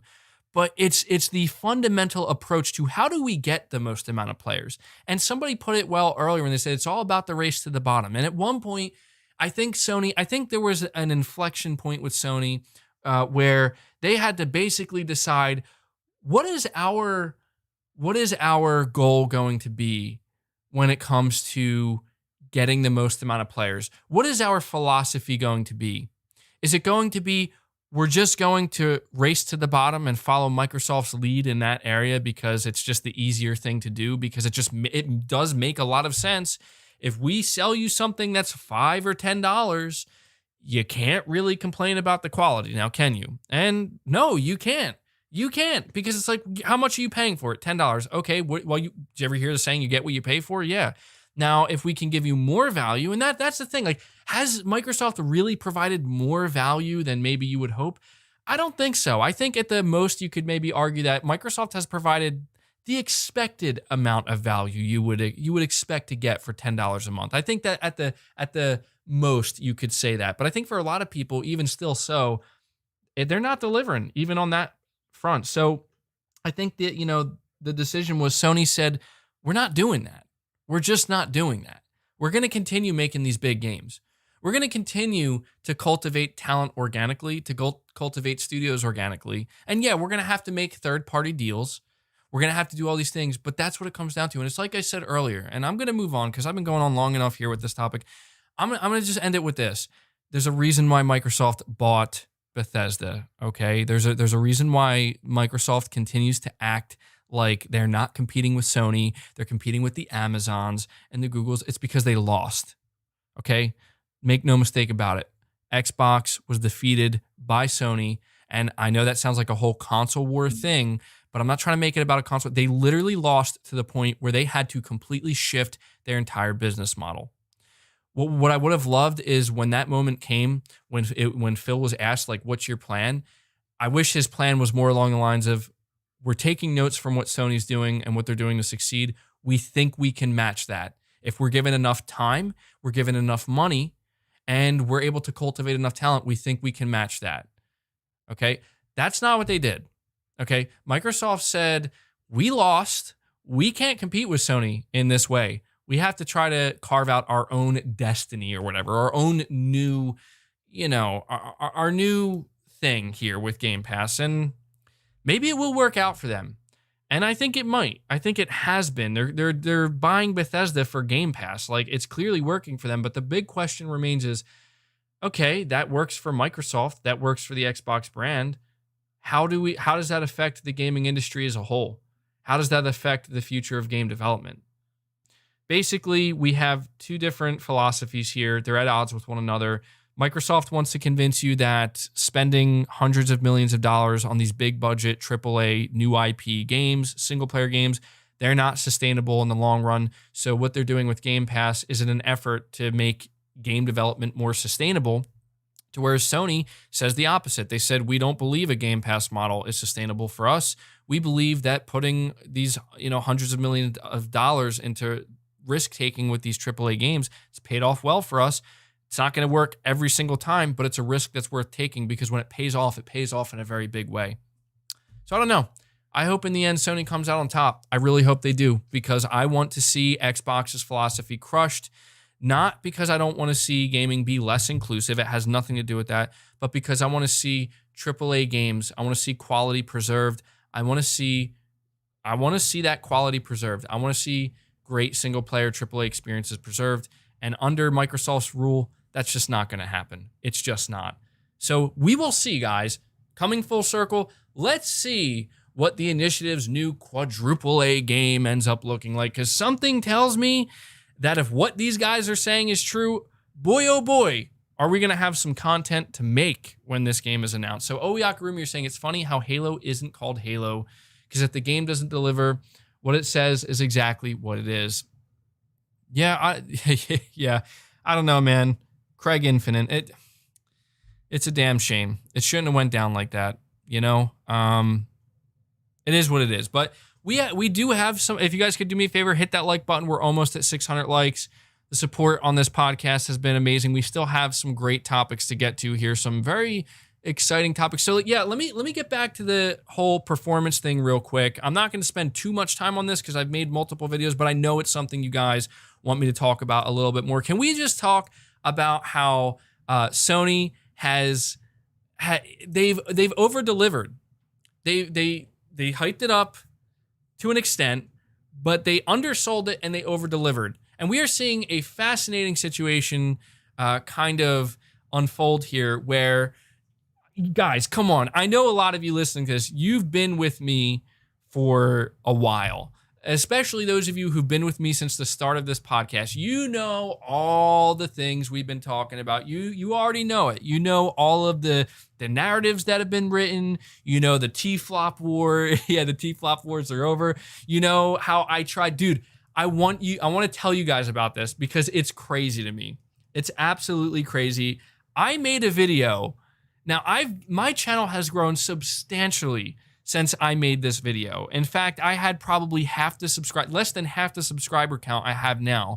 I made this video, pay attention to this, is almost exactly a year ago. It was uploaded December 31st, 2019. And I went back and I listened to it, and I made this video because do you guys remember the GitHub leak?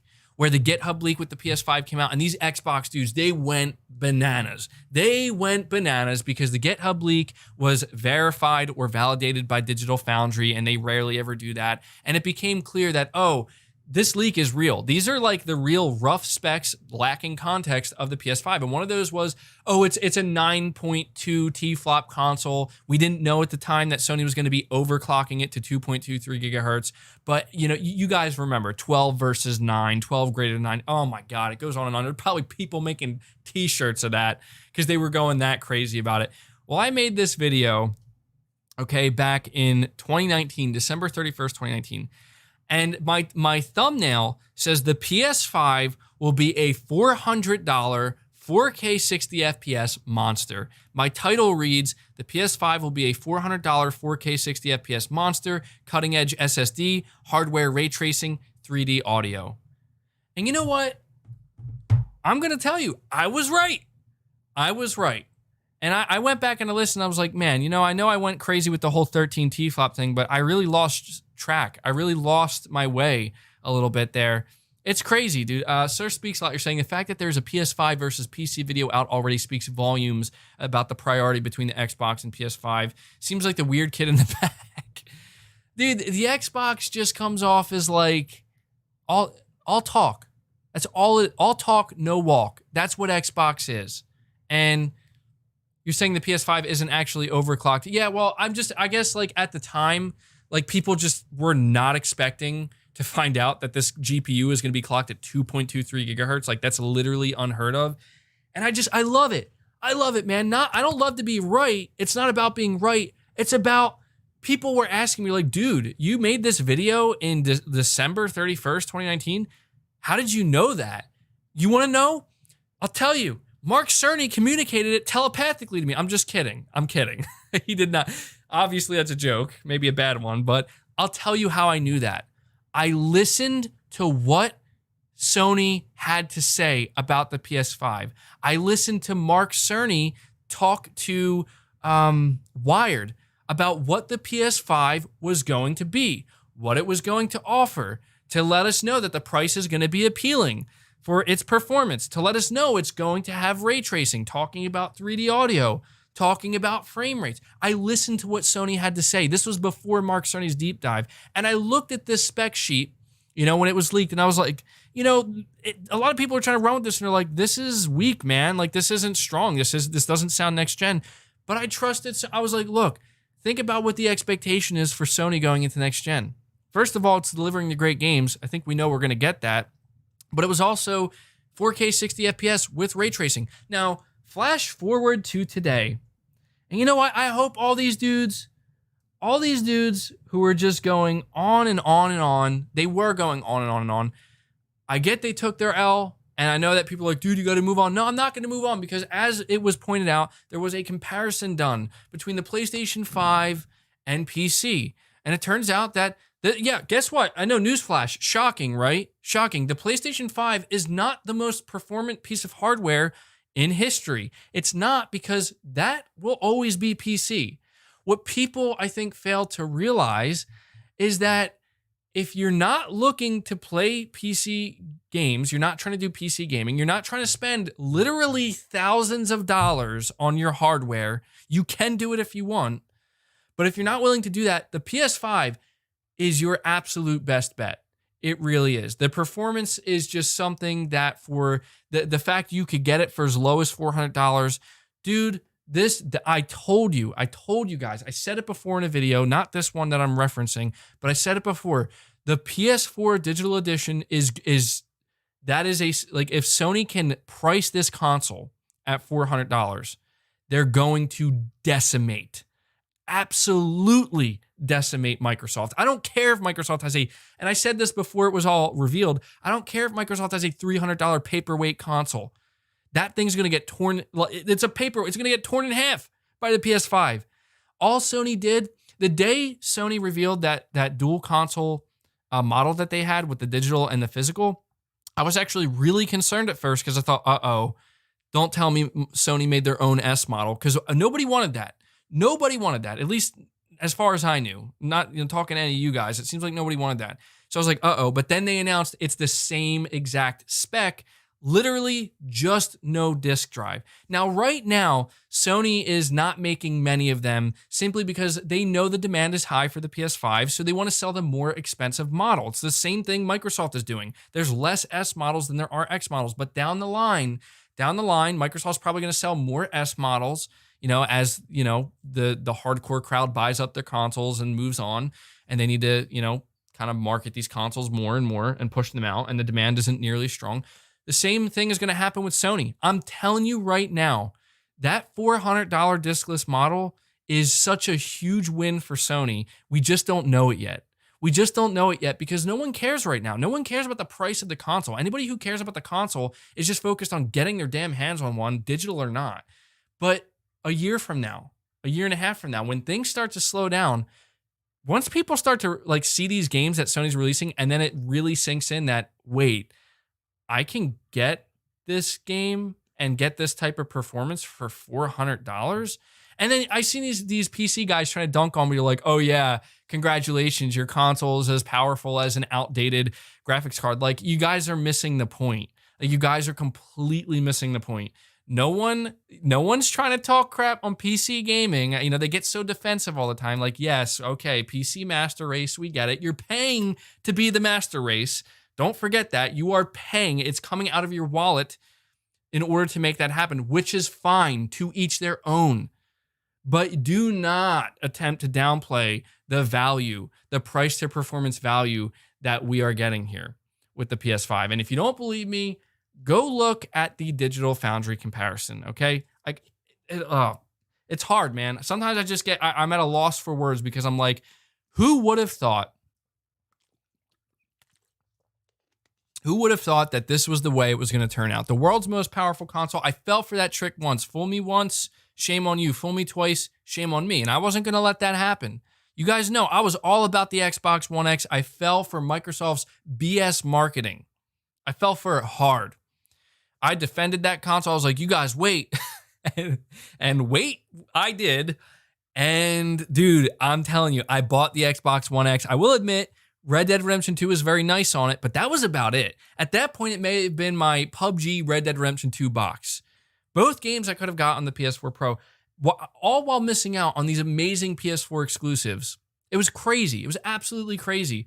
And then Microsoft's like, we know you waited. Here's Crackdown 3. And I'm like, I was in total disbelief. Like, oh my God. No. So what did I do? I gave the middle finger. I gave the finger to Crackdown 3 and Xbox. Bought a PS4 Pro. Played The Last of Us. The rest is history. I played God of War before that, by the way. But I was Stockholm Syndrome, man. I played God of War and I'm like, oh my God, this game is so incredible. And I'm like, okay, I'm definitely gonna have to keep a PS4.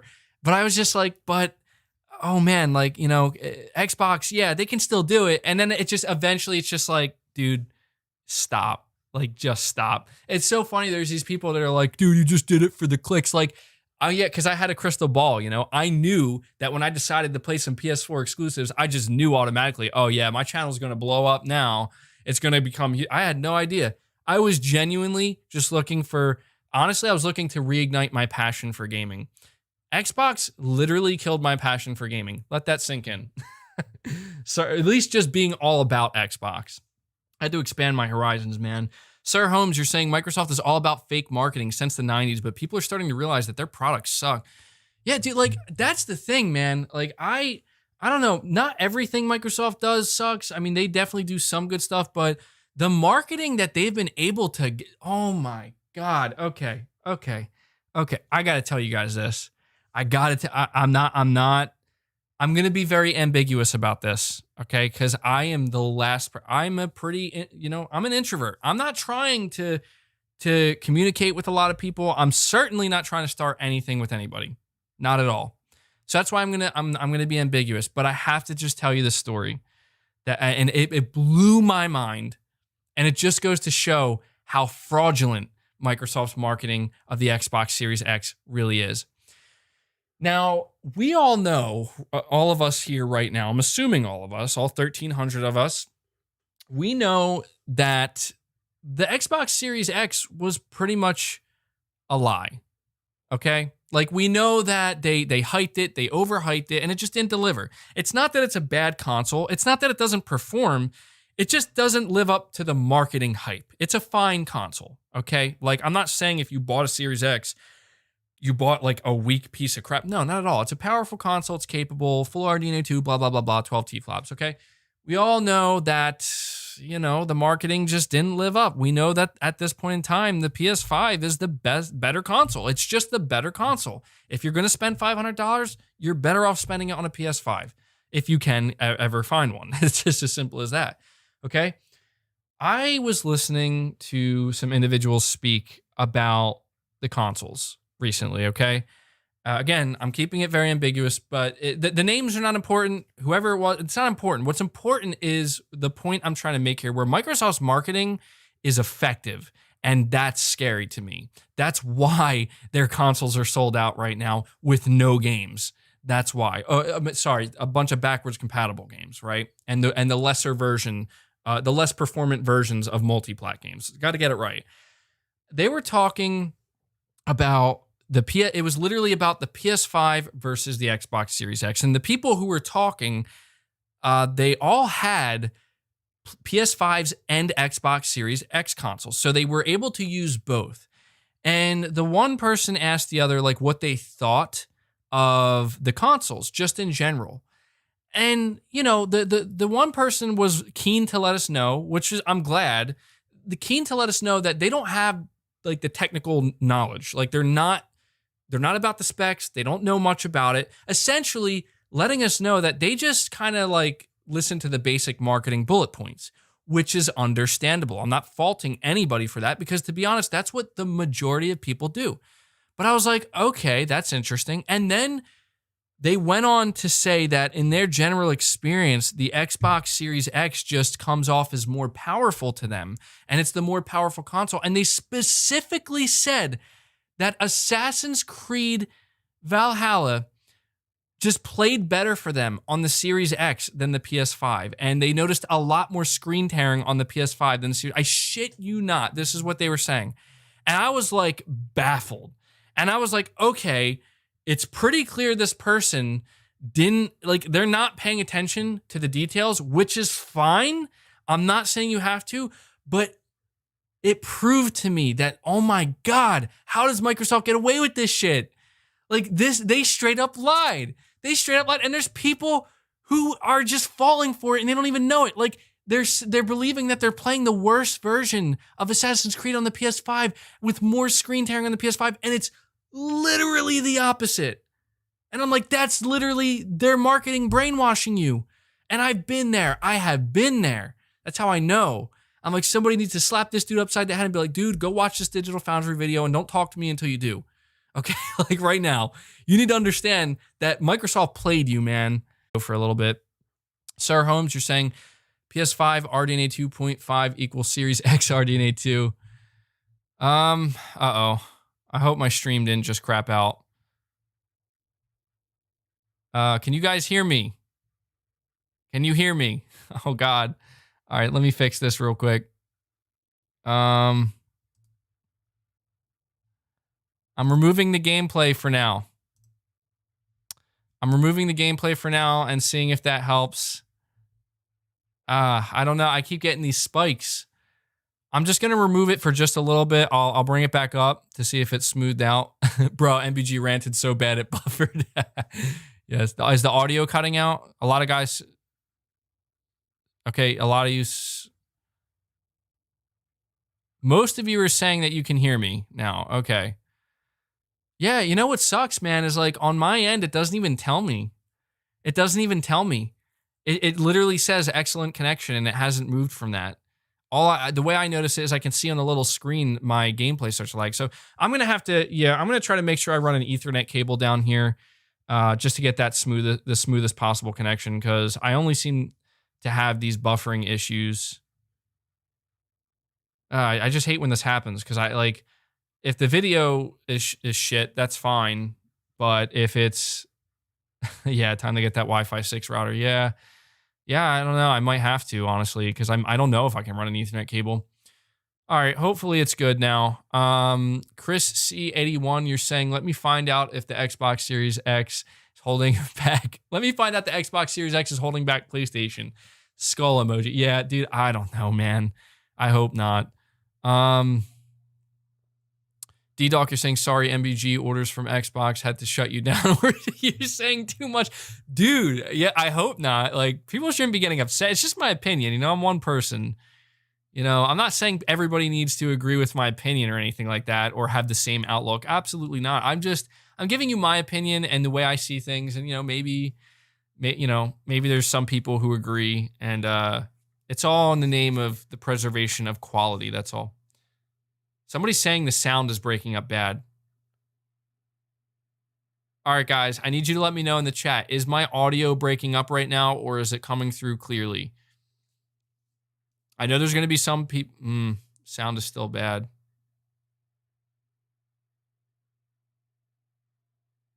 A lot of you saying, no, it's clear. Sounds fine.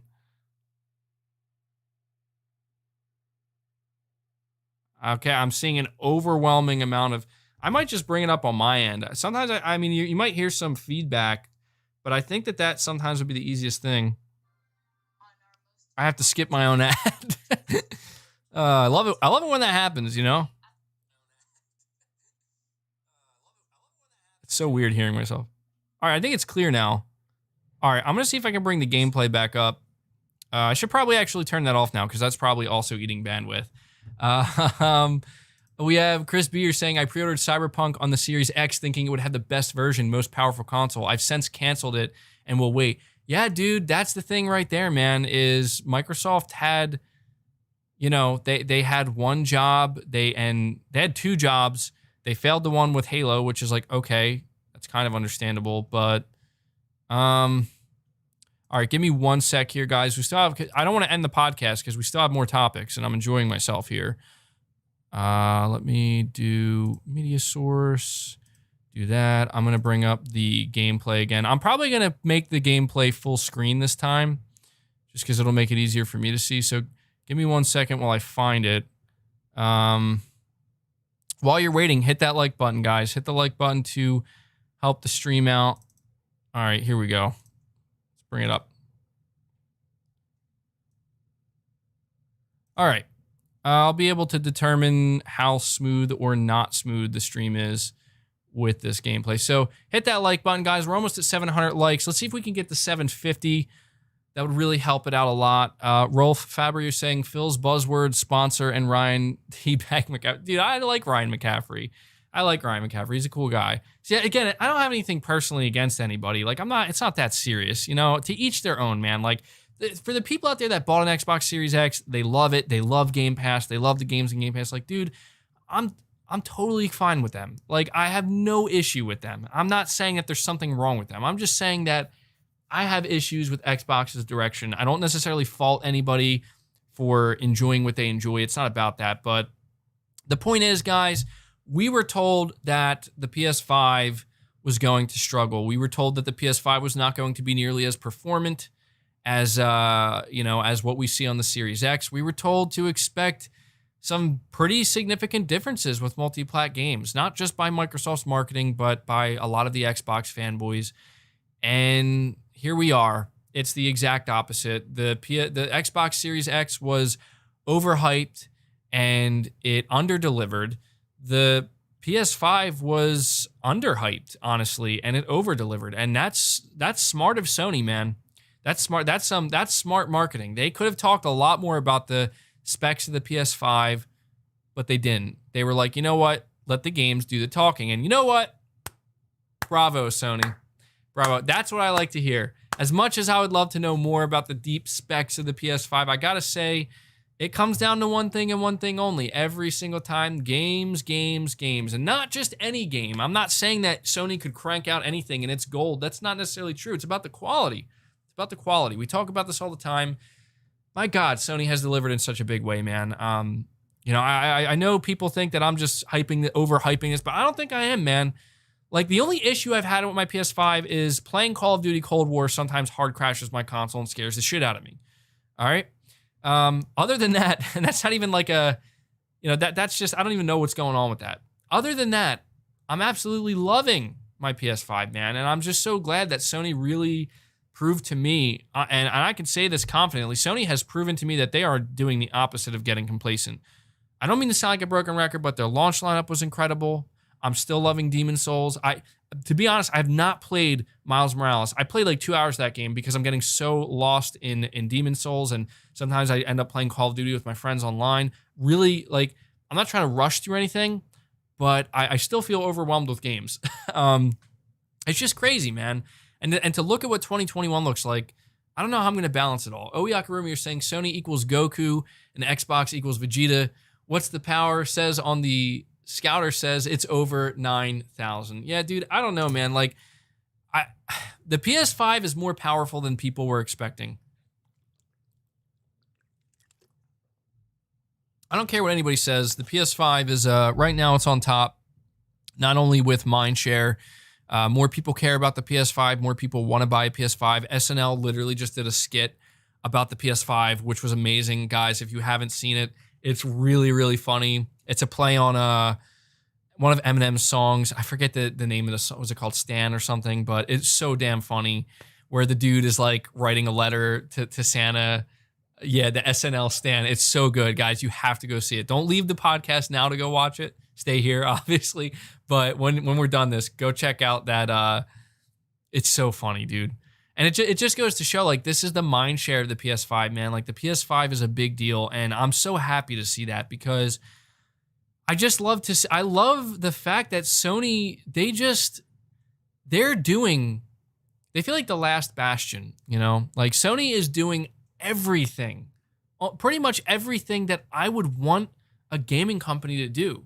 And they're staying true to that. And they feel like they're the last one, honestly. Like, that's why I get so concerned about Microsoft, because Microsoft, they're just not doing it anymore. And I just don't want to see Sony falter. I want to see them continue to lead the way, because I want to see them continue to prove that doing things the traditional way, sticking to the console experience, sticking to those risky, big AAA single-player new IPs, it can pay off and it can lead the way, not take a back seat. You know, Sony doesn't need to become the Netflix of gaming. They can become the HBO of gaming. And I love that. I absolutely love that, you know? Rolf Faber, you're saying, I like him too, but it's embarrassing to see him defend Microsoft. It is what it is, you know. So, you know, there's going to be people who defend Microsoft, and I'm gonna say this, and we're gonna move on to some other topics here. I just want to say this. I'm not saying there should be zero defense for Xbox, but I think at this point, anybody who's defending Xbox really has to question, what exactly are you defending? Because it's been, at this point, we have literal concrete evidence proof that Microsoft overhyped and underdelivered, not only through Halo Infinite, but through the console itself. What is there to defend? And the only thing, sadly, that Xbox fans are left with is the waiting game. And that's why I feel sorry, because that's not a game. I mean, that's a game we all have to play, you know, at times in the gaming space, and that's fine. But when you have to play it for this long, it's sad. And I think the next, I don't know, man. It sounds like these Xbox dudes from the Xbox Era podcast, it sounds like they're trying to prepare the hardcore Xbox fan base for another big disappointment with the Initiative's new game. And I just find that very fascinating, where we are now getting to a point where these guys, like, they have to, and girls, they have to kind of like set themselves up now. And that's just sad, where it's like, you know, this is why you can't defend them. This is why you have to push back against them. It's been so depressing to me to see a lot of these Xbox guys, you know, with prominent followings. They've talked. It's not like they've completely ignored the stuff that has come out about the PS5 outperforming a Series X and whatnot with most of these games. What disappoints me is that they still take this stance where it's like, but I think eventually we'll still get the better games. It's like, when are you gonna stop? Like, I get that it's your audience and you know, your expectation is to be on the defense all the time, but there comes a time where you got to call a spade, and you got to get a little, I don't want to say angry, because it's a little bit extra, but you got to let Microsoft know this is not okay. You have to. But you know why they don't? Because the truth is, I don't think Microsoft's going to listen to them. I don't think Microsoft has been listening to them for a long, long time. And so it is what it is. Desmond Smith, you're saying, hey, MBG, just curious on if you could give me tips on how to get started with a podcast, like what equipment to get, etc. My recommendation is, well, you got to think of a name. That was one of the biggest things I had a hard time with Press X, and I knew I was going to run into problems because people are like, it's cross. It's cross. It's not X, it's cross. And I'm like, but come on, who calls it cross? You know, like, no one calls it cross. And I feel like if I say Press Cross podcast, it just doesn't roll off the tongue very well. Get good audio. Yeah, as Connor says here, you have to have I hope my audio is good. I invested in a pretty expensive mic, and I think, it's for me on my channel, my microphone is the most important thing. Oh, Yakarumi, you're saying I missed your super chat again. So I'm sorry, buddy. Sometimes they go too quick. I got to give a set. Oh God, the super chats aren't loading, man. If you could, Yakarumi, if you could type it again in the regular chat, I'll try to catch it. Because for some reason, checking my other super, like going to the space where I can see all of the super chats, it's not loading. So type it in, buddy. I'll see if I can get it. I apologize for missing, but you need to get good audio, and I would say just try to have good topics, or topics that your audience finds interesting. I have to say the hardest thing each week for me is doing mostly daily content and still trying to find, meaningful topics. But even if we repeat some of the topics, I think that most of you who are here, obviously after 2 hours, that the podcast offers a different flavor, and that flavor is it's a little bit more loose. It's a little bit more ranty. It's just a little bit different from the normal content. So, let me see here really quick. Oh, Yakarumi, buddy, I can't. If you're talking about your Sony equals Goku and Xbox equals Vegeta, what's the power? Says on Scouter says it's over 9,000. I did get that one, buddy. So hopefully that's the one you were talking about. I do apologize to anybody if I miss your super chats. I really try my absolute best not to miss any. Freeze Vamp, you're saying I'm worried about one thing. If the Metal Gear Solid won't be shown at the Game Awards, it's not something. No, I wouldn't be. Look, man. you have to keep your expectations in check when it comes to the Metal Gear remake. Like, it's a 50-50 thing, man. It may show up at the Game Awards, which would be a mic drop moment for Sony. It may not, and you can't, you have to, don't ever put all your eggs in the Metal Gear Solid basket at this, at this point. Sully D is what I'll say. I hope I'm not butchering your name, but you're saying Xbox underperforms so bad that Square Enix and others have opted to release their games late to the Xbox platform and digital only, near Automata and Kingdom Hearts. I don't know, man. Something's going on with Xbox, with the Xbox Series X and optimization. Look, I know I was ranting a little bit about the Series S earlier. I'm telling you right now, I'm done. I used to listen to some of these Xbox guys because I always thought, maybe there is some truth to what they're saying. Maybe they do know what they're talking about. And it's literally I've been wrong about things, but I've had my moments where I'm wrong. I've had my moments where I'm right. A lot of these Xbox dudes, I've just come to the conclusion, they literally will just say whatever they need to say to make Xbox sound good. And they were the first ones to come to the big defense of the Xbox Series S. They want to tell you how great it is, how amazing it is, and how we should all be thanking Microsoft and kissing their feet that the Series S even exists. Meanwhile, there's literally multiple developers. The week MBG Weekly Crying Podcast. Hey man, you're here. You're here. So thanks for being here. You're helping grow the channel, buddy. So call it what you want. I don't care as long as you're helping me out. Little do people know that if they want to actually damage a content creator, let me rephrase that. Damage is a strong word because that makes it sound like you're trying to hurt someone. If you don't like what somebody's doing, the best thing you can do that will actually have an impact on them, zero interaction. Don't do anything. And that's actually how you affect their channel. So anyway, the Series S, dude, the same week this console is announced, right? You have multiple developers coming out here expressing their frustration, expressing their concern, and these Xbox dudes went berserk. They went berserk on the defense. Like, if you're against the S, you're against gaming. Like, it was so serious. I'm like, oh my God, like, guys, I don't know what you're talking about. I'm going to listen to the developers. I'm not listening to you. I don't give a shit what you have to say. I'm listening to the developers. What the developers have told me is the PS5 is an amazing console. The PS5 SSD is amazing. The Series X is also a good console. They've had less to say about the Series X.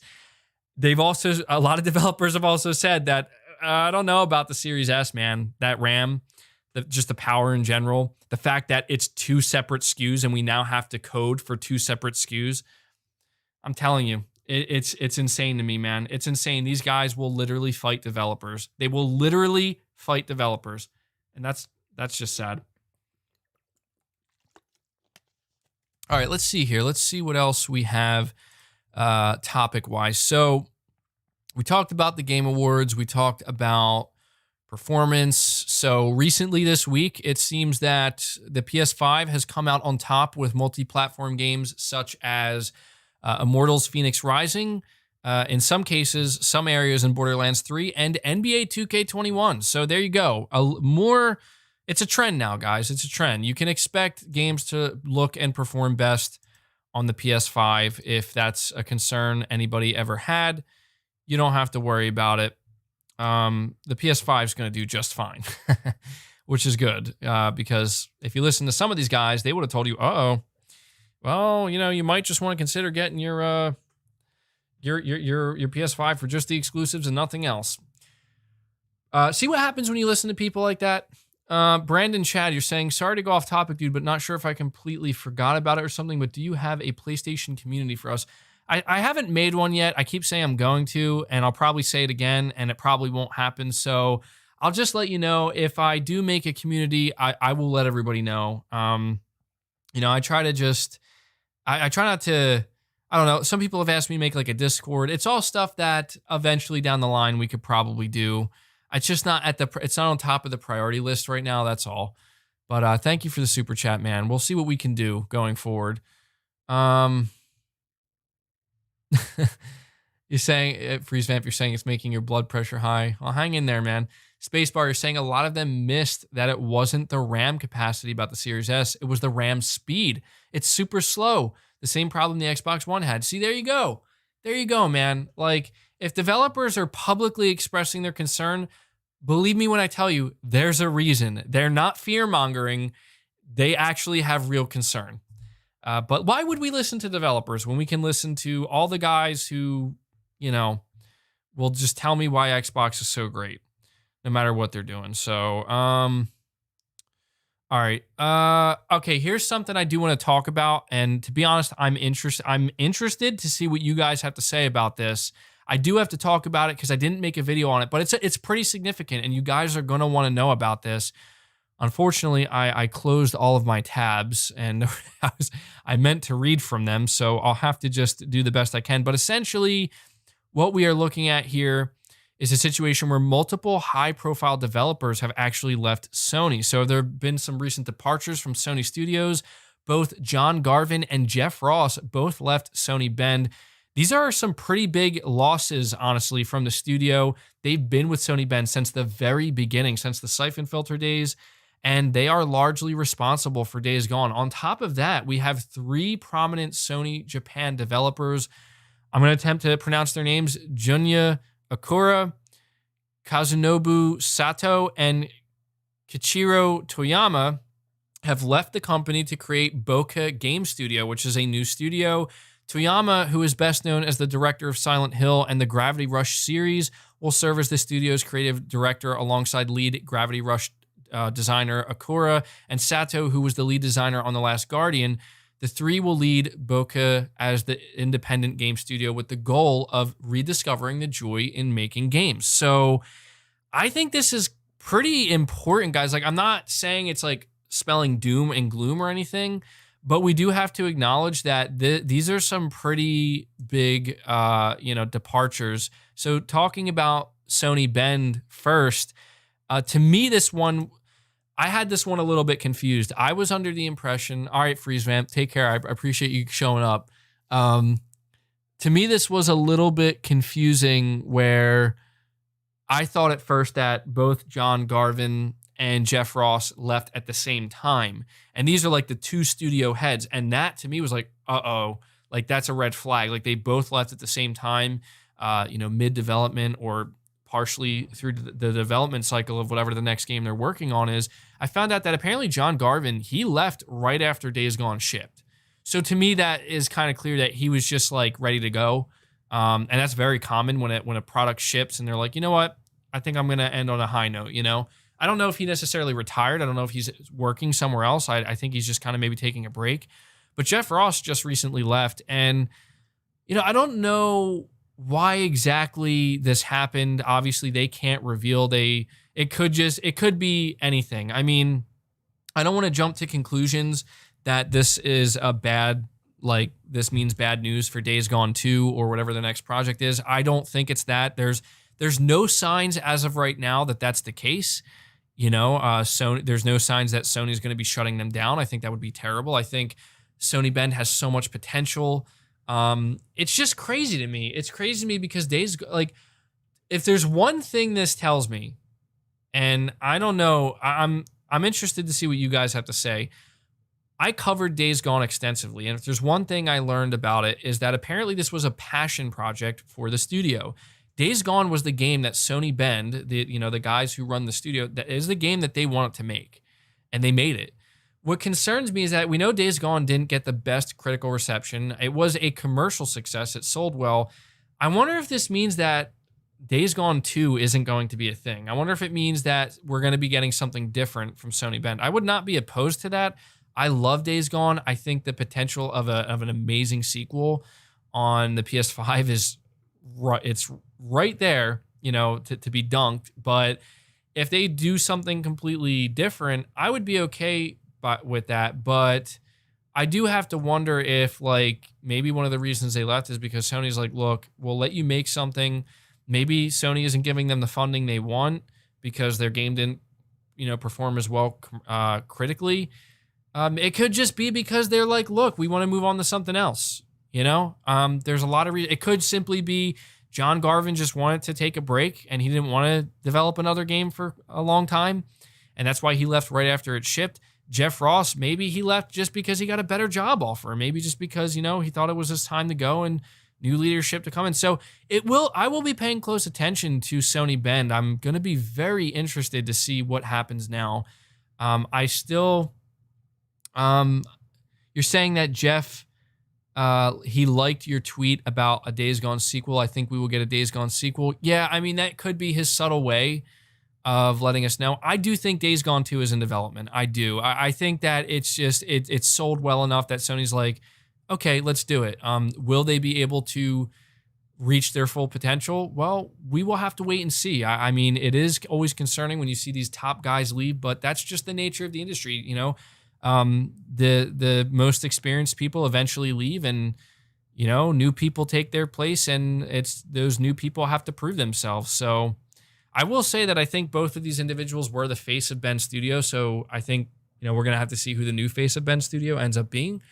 But talking about the other developers who left now, I don't know what to make of this, because it's worth noting that these three prominent individuals who worked at Sony Japan Studio, one of them being the original Silent Hill creator, who was supposedly working on the new Silent Hill game, all three of them departed abruptly. It's worth noting that it happened at the same time that reports were coming out that apparently Sony is moving further away from Japan in terms of just like how important it is to them. And Jim Ryan has come out and said that that's just simply not true. Jim Ryan said that to them, Japan is critically important. It always has been, it always will be. He could just be saying that, but he was pointing to certain things that they did, such as they launched the PS5 in Japan at the same time as like the US and Europe and other areas, or I don't know about Europe, not Europe, but they prioritized Japan basically with the PS5. He also said that, they had released a lot of Japanese developed exclusives in the last half of the PS4's life cycle. And these are things that are true. So I don't necessarily know if that's true or not. It does make me question what could be going on with Silent Hill. The fact that the creator left, if he was, the rumor was he was working on it. I don't know. We have Eric, you're saying, I think they're going to wait for a sequel for more hype. It's possible. It's possible. So, I don't know. It's not good news. Like, it's not good to see these individuals leave, but it doesn't mean it's bad news either. The most concerning thing to me is what the three Japanese creators, they basically said that the reason why they left and they want to make their own independent studios because they want to like make, I don't know, like they made it sound like they kind of just want to make games on their own accord, which is understandable, but it does make me wonder, like, is there some trouble going on at Japan Studio? Is there trouble behind the scenes with the Silent Hill remake? I don't know. But I had to talk about it because it's something that I know a lot of you were asking me to talk about, and were wondering why. I wanted to save it for the podcast. So, it is what it is. I can only say so much about it. I'm going to give it the benefit of the doubt and assume that it's not bad news, right? But we're going to move right along here. We're going to talk a little bit about, let me see, okay, so this was a topic I had lined up for last week, and I don't think I have much left in me to rant anymore, but I do want to talk about it because it was definitely one of the more prominent topics that I wanted to bring up during last week's podcast, but I had to cancel it, and that was Microsoft responding to the PS5 actually outperforming the Series X. So Microsoft is apparently looking into why the PS5 is outperforming the Series X in some or most multi-plat games. The Series X has yet to show a clear advantage over the competition, but Microsoft is basically blaming the developers. They're basically saying like developers need to get the tools, they need to figure out the tools, all this stuff. Like they have to learn it. And I think that that's a really, really dumb comment to make and a dumb response. Frankly, they shouldn't have even said that, because how can you say that about your console when Sony isn't saying the same thing about their console? It reminds me of I'm sorry, but it reminds me of the excuses that were made about Halo Infinite, where it's like, COVID is the reason and CV and, all that. And working from home. Like, I get that. It's obviously a problem for everybody. How come Sony isn't making those same excuses and they're actually releasing their games and they're high quality? I feel like it's the same things, man. It's like now they're blaming the tools and the developers need to learn. Sony isn't doing that. Sony is, their games are doing just fine. Developers are apparently having just a fine time getting their games optimized on the PS5. So sounds like an Xbox problem, not necessarily a developer problem. So I don't have much more to say on this, guys, but I had to mention that because I did make a video, but my God, man, like, when are the excuses going to stop, dude? Like, it should just be called Excuse Box. Excuse Box. There you go. Excuse Box. That's what it should be called, because it just feels like that's all it ever is with them, man. Wait. We have an explanation. You need to wait. It is what it is. And yeah, all I can think, I don't mean to keep mentioning Moore's Law is dead every single week on the podcast, because I feel, I know I reference him a lot, but the one thing he said during one of his podcasts that just stuck with me so much, and it especially now because these consoles are out, they've been out for a little bit and they're being compared directly, was he said, if there's any console, I'm paraphrasing, I'm not directly quoting him, but there's any console that's actually closer to being RDNA 1.5, it's the Series X, not the PS5. And I was just like, God damn, that is just too funny. That is just too funny to me, man. Somebody brought up a tweet that Aaron Greenberg put out a while. I think it was after Sony's event. Oh, I would love to find this. I would love to find it right now. I don't think I can, because I would have to go digging for it. I don't want to do that live. But after Sony's event, when they, revealed GTA 5, PS5 edition, and Resident Evil, and all these and some of these multi-platform games, Aaron Greenberg tweeted out something along, and I'm paraphrasing once again, something along the lines of, can't wait to see all these great third-party games look and play best on Series X. Can't wait to see GTA 5 and Resident Evil, 8, and I'm just laughing because I'm like, my God, like, even he didn't know, man. Even he didn't know what was going to happen, man. I feel like internally, Microsoft themselves even underestimated the PS5. Like, they just got out-engineered, because something else Moore's Law is Dead did say that his source revealed to him is that basically internally, Microsoft has like an unhealthy obsession with T-flops. Dude, I'm laughing saying that because it's so funny. Like, it just sounds so strange, but that's what I heard, man. That's what he said. And I'm just like, you look at their results and it's like, yeah, it seems like they did have an unhealthy obsession with T-flops. And the T-flops, that unhealthy obsession carried over to the Xbox fans. And Series X is a server-based APU. It is. It's a server-based APU. Microsoft is playing their fan base, man, and that's sad. That's sad. I don't mean to keep going on about this, man, but it's interesting. It's interesting, and it's fascinating to me. Sir Speaks a Lot, you're saying, let me get my syringe of T-flops gonna go overdrive. Yeah, dude, you could tell I'm just like delirious at this point. Mr. Grimm, you're saying biggest red flag was how Microsoft was talking about how powerful the Xbox Series X was, but not showing a single gameplay running on their actual console during the big events leading up to the launch date. Dude, I know, I talked about that. I talked about that so much, man. And I just want it to be known. I made a video a while ago. This was a while ago, basically talking about how the PlayStation 5 took away the only thing that the Series X had. And this was before the consoles were out. This was when both of their marketing was in full swing. And it was that video that I got, clowned on for, what was it? Call of Duty Black Ops Cold War. And, all these clowns, they kept harassing me, be like, dude, it's just, the Series X is going to have the better version, man. You're just going off of pre-rendered CGI and blah, blah, blah. And I'm like, all right, whatever. I'll take the L. Sure. And you know what? Look at how it turns out. I was fucking right. I was right. The best version of Call of Duty Black Ops Cold War, to an extent, I have to emphasize that because they're pretty much identical, is on the PS5. The point is, the PS5, the point I tried to make in that damn video, which is the PS5 ripped away the only damn marketing that the Series X had.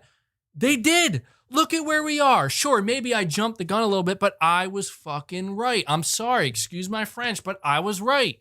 I was right. So all these people wanted to clown on me. Who's the clown now? Maybe it is me because I'm still sitting here yelling about it. I don't know.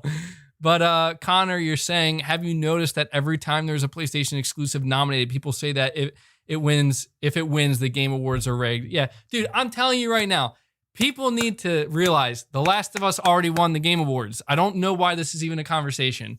Hold on, I gotta think real hard about what I'm about to say. I will physically eat an Xbox Series X if The Last of Us 2 doesn't win the Game Awards. And I'm not even saying that as in I want it to win. It just wins, okay? It does. That's just how it does. That's just how it goes. I will eat an Xbox Series X.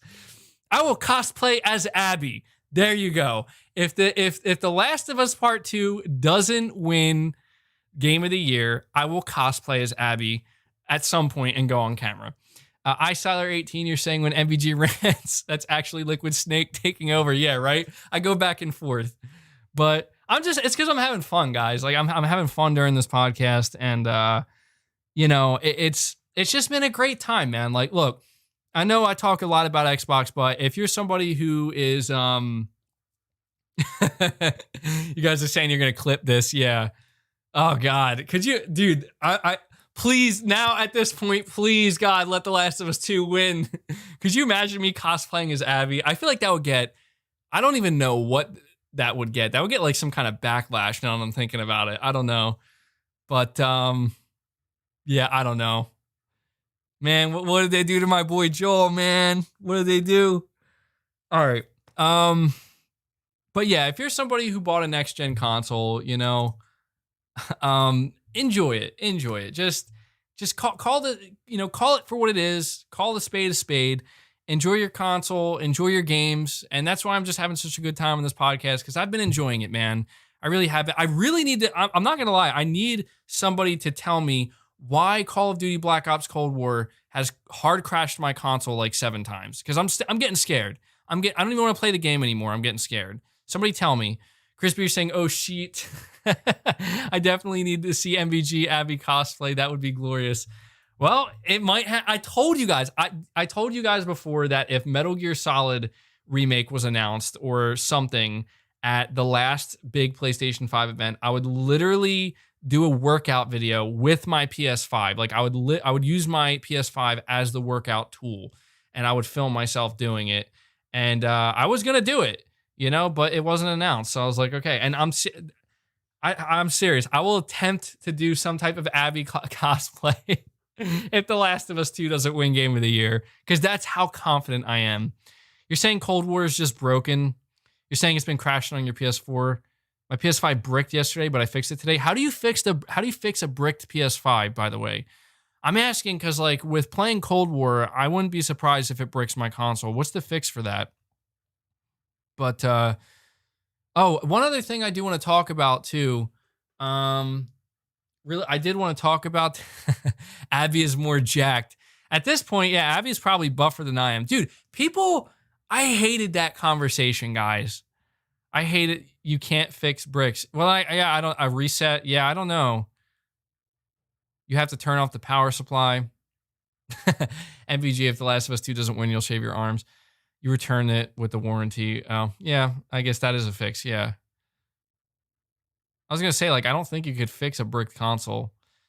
But I want to tell you real quick. That was one of the conversations I absolutely hated about The Last of Us 2 is like, people were like, come on, guys, come on. Can we be real for a second here?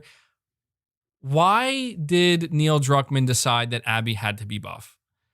I'm just asking the chat. Like, why did he decide that?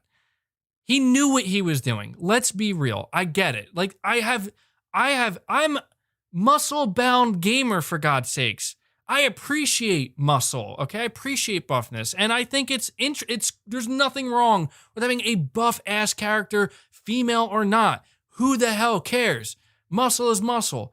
My problem with Abby being buff was circumstantial. Okay, people want to say you're misogynistic. No, I'm not. No, I'm not. Like, dude, let me tell you right now. Okay, Abby being buff in a Mortal Kombat game makes total sense. It's Mortal Kombat. Abby being a female being buff, that buff in the Last of Us universe is baffling. Do you know how difficult it would be for a man to maintain that type of muscle mass in a post-apocalyptic world, even if you are eating the right amount of protein, even if you are doing a solid workout regimen, let alone a female with lower testosterone? It's a biological thing. Like, it pissed me off because I'm like, this is exactly what I'm talking about. Gonna cry? Yeah, dude, I don't know if you noticed, I've been crying this whole time. I'm not trying to like start issues with people. It's not about that. The problem I have is people try to start issues with me because they're like, you can't just accept she's buff. Like, I can. I literally can. It's just the context is baffling. And that's why it rubs me the wrong way, because it's like, you know, even Neil said it himself. He's like, well, people just can't accept a buff woman. Like, no, dude, well, some can't, yeah. And that's weird. Who cares? Women can be buff. Who the hell cares? What it is like, why are you forcing that so hard in a game where it's like, it doesn't really make that much sense? I was literally waiting for the explanation that they actually take steroids. I'm not even kidding. I was waiting because that would make sense. Okay, she takes steroids and she does it because she wants to be able to survive the best she can. That makes total sense. You guys got me going. Now. Thanks a lot. I saw 18. You're saying, even though she's buff, she still gets taken out when ganged on, so it's realistic in that area. But her fighting, dude, I will, yes, dude, I will admit, there is something insane. One of the most satisfying things in that game was when you beat the living shit out of the enemies, man. Like, you know, I thought that was really cool. It is a little bit of a power trip where you're like, when you're using Ellie, you're using a knife and you're like, yeah, you know, slice and dice. But there's just something so cool about just boom, like, you know, getting that Kratos effect. I did like that. You're saying, bro, I literally thought she was eating the infected. Primal Plasma, you're saying, but if you are fighting zombies every day for years and don't have food and have to kill people every day, you're going to get buff. Well, see, that's the thing. That's the thing, though, is I do agree that, like, in that world, having to survive like that, you're gonna get toned, man. Like, you're gonna be hard pressed to find food. You're not gonna be carbon up, so you're gonna probably be on a high protein diet of some sort. And, you know, you moving around like that and being in combat and surviving, you're gonna get muscle tone. But the problem lies in the fact that how come it's just Abby? You know what I mean? Like, why isn't Joel buff? Why isn't Ellie buff? Why isn't all these other people buff? Why is Abby the only one with a sleeveless tank top? Why? Come on. Like, this is the shit that pissed me off about the game, where I'm like, I'm trying to enjoy it and I'm seeing these things that are just taking me out of it. That's all. I'm not against, you know, having a female protagonist. I think it's great. I'm not against buff females. I think that's great too. Let's, you know, muscle-bound gamer here, but at least have a decent explanation. It is what it is, man. I don't really care that much. I only care right now because we're talking about it. I only care right now because I'm going to have to do an Abby cosplay, clearly. Connor, you're saying, coming from a conservative, I didn't feel any SJW garbage being forced on me. LOL, I absolutely love the game, and both games are my favorites all time. Yeah, dude, to me, look, I think a lot of people look at The Last of Us, it's like, oh my God, this is the worst piece of SJW garbage I've ever experienced. I'm like, I don't think it's that serious. Like, I mean, there's definitely some subtlety to it. But for me, all right, I'm going to cut to it because it's like, I'm sorry, guys. This is just going to be something that happens occasionally because The Last of Us is at the forefront right now with the Game Awards. I'm going to tell you right now, my problem with The Last of Us Part 2 is this. And to be fair, it's a problem with society in general. It's just the world we live in today. The problem is, with a game like The Last of Us 2, there's two extremes. And it's called the vocal minority. The ones who are screaming the loudest, they end up screaming so loud on either side that either the game is the best it's ever, it's the best, and if you hate it, you're this, you're that, and you're this. And then there's other people where it's like, it's the worst, it's the absolute worst piece of garbage, I'm gonna scream it from the rooftops, and all you end up hearing is that. And there's no room for genuine criticism or genuine praise. And that's what drives me nuts about The Last of Us 2, specifically the conversation around it. For example, I think my criticism of Abby being a buff female protagonist and how it doesn't necessarily make that much sense in this universe, I think is a valid criticism. But then when you have people screaming from their lungs where, oh my God, you're putting buff women in my games, what are you doing? It just completely ruins like any potential decent criticism you could throw at the game for them to actually listen to and provide an explanation. The same goes the other way around. When you're screaming that the game is just, it's untouchable, it cannot be criticized, because if you criticize it, you're this, and that, then how are you supposed to properly criticize the game? And so the conversation just boils down to literally two people screaming at each other, saying how they're right and you're wrong. And I can't do that, man. You know, I like I said, I had my moment with the game, and the game devastated me as a fan of The Last of Us 1. Like, I couldn't believe this was the direction they took.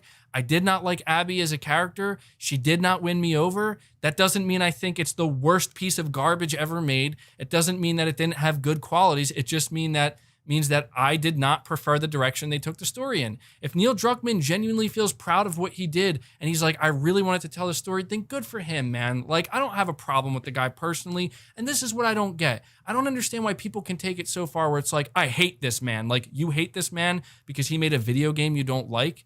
It's that serious? I say that as somebody who didn't even like the game.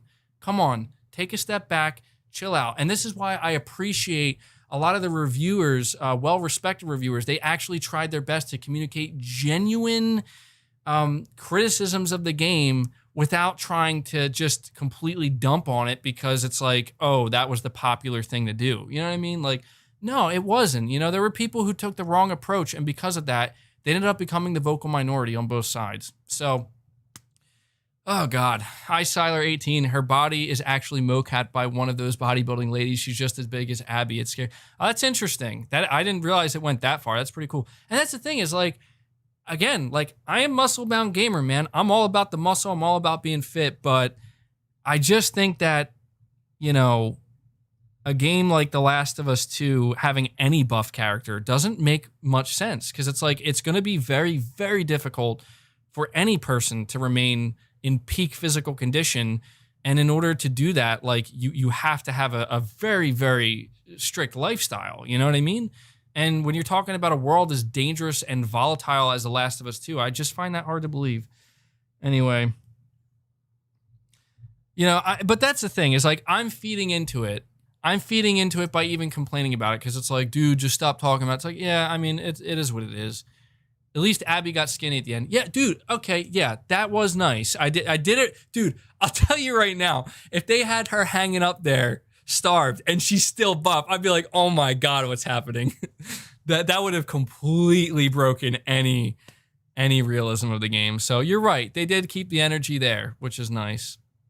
I apologize for ranting so much about The Last of Us, guys. It's hard not to, because that's just like, I have never in my life been so shocked at a game, honestly. And you could argue that that's maybe what makes the game great.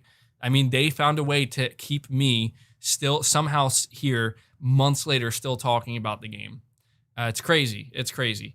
Emil Bamfield 2, fan of Sony's marketing strat. 21 Travis, mainstream. I don't know. I have nothing against Travis Scott. I'm not a fan of his music. I don't listen to it. That's why I'm not a fan. Like, I don't know what his music is. I know he's very popular. I know people love his music.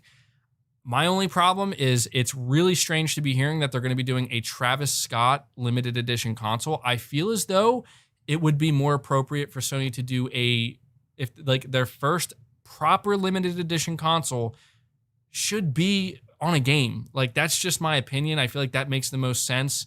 And then after that, do whatever you want. Some people, you know, got offended because I was like, Sony, please don't do a Travis Scott limited edition console as your first limited edition. That just feels like that. It just feels too, like, why? Like, why? Like, do a game first and then do whatever. Is Travis Scott really into gaming, by the way? Because apparently they're saying they might let him make his own game or something, which was really like, that's a really interesting crossover that you don't see too often. So I don't like, that's real. Like, I don't know if that's just like a marketing stunt. Like, I mean, I don't think the guy's a game developer, but is he like really in the gaming? Because if he is, then maybe, I don't know. I know he's really popular though. So there's no doubt that there's a lot of marketing behind it. He has a lot of marketing pool. But let me see if I have any other topics here before ending this. God knows this podcast just should have been called Press X to Rant. That should have been the name of my podcast, Press X to Rant. Maybe I'll rename it. Hold on one second. We have the contextual gamer. You're saying it didn't make sense how they had 50 pounds of raw meat in that market scene. Animals don't grow that fast. Plus, how are they feeding them? Also, shelf life. Yeah, I mean, look, that's the thing about The Last of Us in general. Is like I never looked at the game The Last of Us as like, this is the game I played for the most realism. Like, that's not how I've ever seen it. I just, the thing about the last thing I'm saying, I'm going to end it because I cannot continue to talk about it. My whole thing is I just never, I think a lot of you guys who followed me for a long time, like my hype levels were through the damn roof for that game, higher than they probably ever were for any other game. And there was a lot, and I mean a lot of different scenarios about the direction that game could have went in, how the sequel could have played out.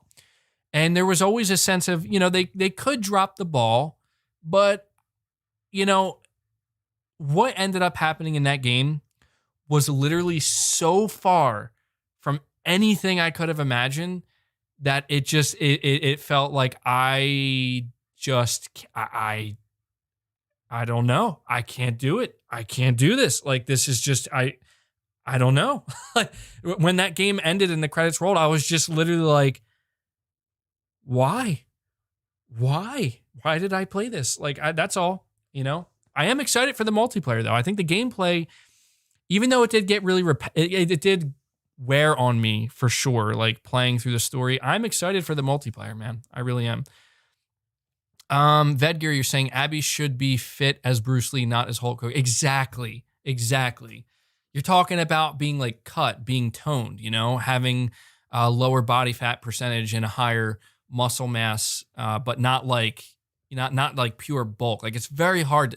I could tell you this as somebody who has been lifting for years and years. It's very difficult to maintain muscle mass. Even for men have a lot more testosterone, which is used to build muscle mass, right? It's even very hard then to maintain it. It's extremely difficult for women to bulk up in that way. Naturally speaking, there are some women who are very genetically gifted, and maybe that's what Abby was. Maybe Abby was just one of these like very, very genetically gifted. There's like that saying, like, all they have to do is look at the iron and their muscles grow. Those people do exist. They do have those very blessed genetics. Emil Banfield too, you're saying also Cyberpunk next gen on PS5, how important? Yeah, that's a thing too, guys. I want to, I was going to ask you, but we don't have many, compared to my audience here, how big it is. I was just going to say, like, I am excited for Cyberpunk. I do plan to play Cyberpunk. I'm not sure whether I'm going to stream it. It comes out the same day as the Game Awards, so I'm definitely not streaming it that day because I'm streaming the Game Awards. I mean, maybe, like, guys, I don't know if you know this. Oyakarumi, you're saying, I just watched that PS5 SNL skit. You're right. It's really funny. Yeah, dude, it was really well done. The fact that Eminem actually has a cameo at the end is the best. But creatine is cheating. I don't know. Is creatine cheating? I've taken creatine plenty of times. I just never took it for like long periods of time. It definitely helps. I'll tell you that. Creatine is the real deal. It's probably the best natural substance you can take, or, substance that's not actually steroids, with very, very minimal side effects that really, You're saying, MBG, I have something important to say. I talked to David. David Hayter. What did David Hayter say, FreezeVamp? Tell me. I asked David Hayter if he could make it through the Gaming Awards this December. He replied, he said, I don't know Is there a hole in it? What type of response? Are you sure it was the real David Hayter? I don't know, man. I don't know. I don't know what that means either, though. So, what was I just talking? Oh yeah, Cyberpunk. So guys, I want to say this. I'm probably not going to do a Q&A today. I do apologize, guys. We'll do an extended one next week. They hacked the Game Awards site. Breaking news. What? Is this real? Come on, that's not real. You guys are trolling me. They hacked the Game Awards site. Nuh-uh. I don't see anything.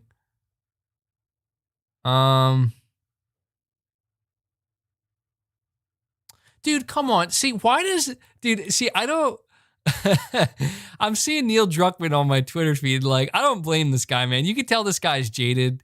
I don't blame him, man. I really, like, the dude gets way, way too much harassment. Like, leave him alone, man. Just let the guy live his life. Let him do it. Like, tell him you don't like his game and move the hell on, you know? Like, I feel bad for the dude. Like, nobody deserves that type of harassment. So I don't blame him for being jaded. But you can tell he's always taking jabs at the haters, you know, and stuff. But okay, it's on reset error. What are they saying? What does the hack say? What please tell me. I'm curious. I'm very interested. I'm relying on you, chat, because I can't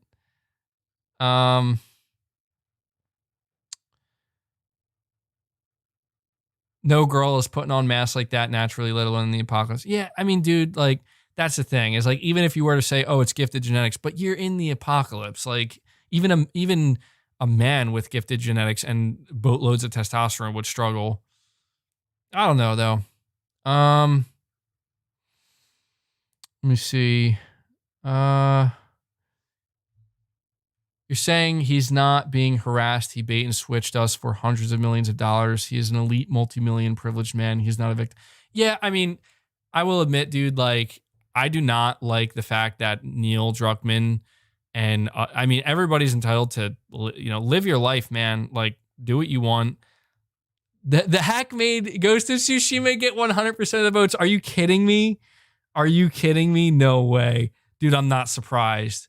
I'm not surprised, man. People don't want to see, dude, there are people who do not want to see The Last of Us win. Gaming Bolt says the Initiative's game will be a third-person stealth title with seasonal approach. Yeesh. I mean, it could be good, though. Could be good. We'll see. I mean, like, I don't like the fact that a lot, you know,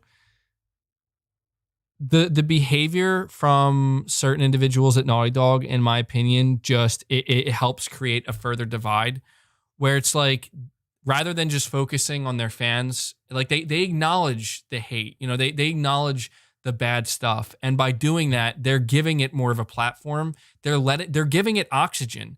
And in my opinion, that's extremely unprofessional. I mean, if I was in their shoes, okay, glorious 240 FPS, please. Yes, I did talk about that. I have a video on it. Go check it out. I have a video on it. You don't need to spam. I made the video yesterday. We did talk about it, but I'm just saying, like, I don't like that, the unprofessionalism of it, because it's like, you know, it makes me, I'm not going to lie. Like, okay, let me read Neil Druckmann's tweet right here. He tweeted this 1 hour ago. He was quote tweeting Jeff Keighley. Jeff Keighley said, "This is it. The final round of the Game Awards, and The Last of Us 2 is sitting at 43%. Apparently, Ghost of Tsushima jumped up to 100. And he said, The Last of Us fans activate. As a bonus, for every vote you cast for The Last of Us Part 2, a hater loses their caps lock." You know, like, come the fuck on, man. Like, grow up. Like, it's shit like that I'm like, you, like, am I a hater? I guess I'm a hater now. Like, you're branding people, dude. Like, just talk to your fans and talk to your fans alone, because you make people who have any criticism towards your game feel like shit, you know? And I can't stand that. I'm sorry. Like, it does piss me off where it's like, please stop. Like, I understand you get harassment, but guess what? Every person with a platform who's privileged enough to have a platform, you're going to get harassment. Ignore it.